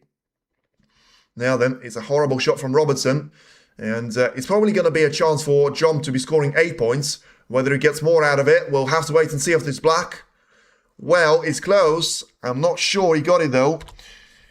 When just need one, it's just a matter of time. In Trump was an 8, he would have had chance, but not now. Well, we'll see about that, because he certainly got a chance of taking this red away. It's going to be difficult to try and play for the colour, though. He probably needs to be taking the red towards the yellow pocket so that he stays on the black. And yeah, missed that one by a huge amount of distance. He needed to stay on the black, though, to try and make a difference with the red, because yeah, he puts himself in a comfortable position there, Trump. You may not seem like it, 12 points ahead, but as he's looking to the scoreboard, he's in a position where, for now, when Robertson hasn't taken either one of those reds, he can still try and win it without needing the brown, although that's a brilliantly cued shot there from Robertson. I mean, probably the shot of the match from him. Well, the standard that he takes for you to cue this one about as well as this. Brilliant there from Neil So much power, so much cue action on the cue ball. And look at that placement on the blue as well. Got to go now. The commentary top notch, and we'll be tuning in for more off of the show. Cheers. Pretty 10-4, 10-5 to Chom. So it looks like a good shout. Thanks for the call. Appreciate the support, Andrew. And yeah, 10-6 for me before the match has started. 10-4 before the second session there. So I agree with you on that one.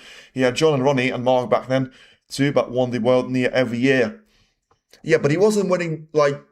Don't make me sound stupid here, because even I know that he wasn't winning his world championship against the likes of what's he called, John, Ronnie, and Mark there, because I know for a fact that he was winning his world championships against Steve Davis, against Jimmy White, against Ken Doherty, against Matthew Stevens, and against the other players. So he wasn't like he won 7 world titles. He didn't win 15, did he? As Robertson is looking to try and play the brown in towards the black bog cushion. So clearly gone for the snooker to be lined up with. I'm not sure it's the right mentality of a shot there, because especially after he played it, it doesn't seem like he's got the snooker here. So Trump must probably be thinking about what can he try and do with this one. So yeah, I'll have a look after that, but I'm pretty sure half of his finals would have been won at least against Jimmy, because I certainly won one against him. Against Ken, I'm pretty sure he's managed to win one against him as well.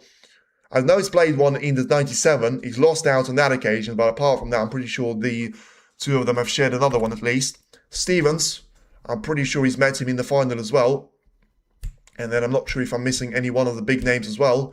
Steve Davis, 100% they've played before, and 100% Hendry managed to win at least one of them. So that makes it, 3 or 4 there. So, yeah.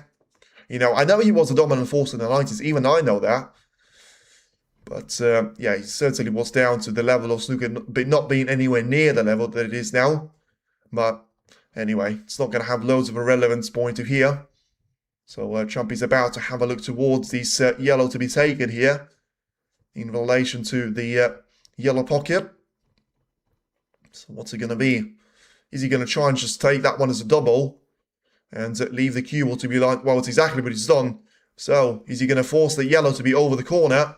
He has.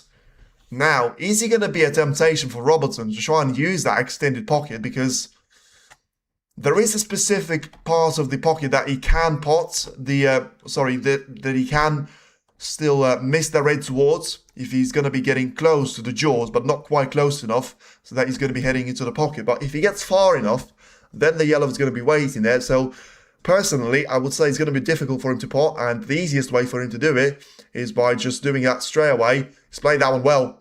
Played that one really well, though. And what's he going to be here? Because, you know, the yellow and brown are not going to be in a quite bad of a position as they have been beforehand. So Robertson, can he try and somehow steal these frame away as well?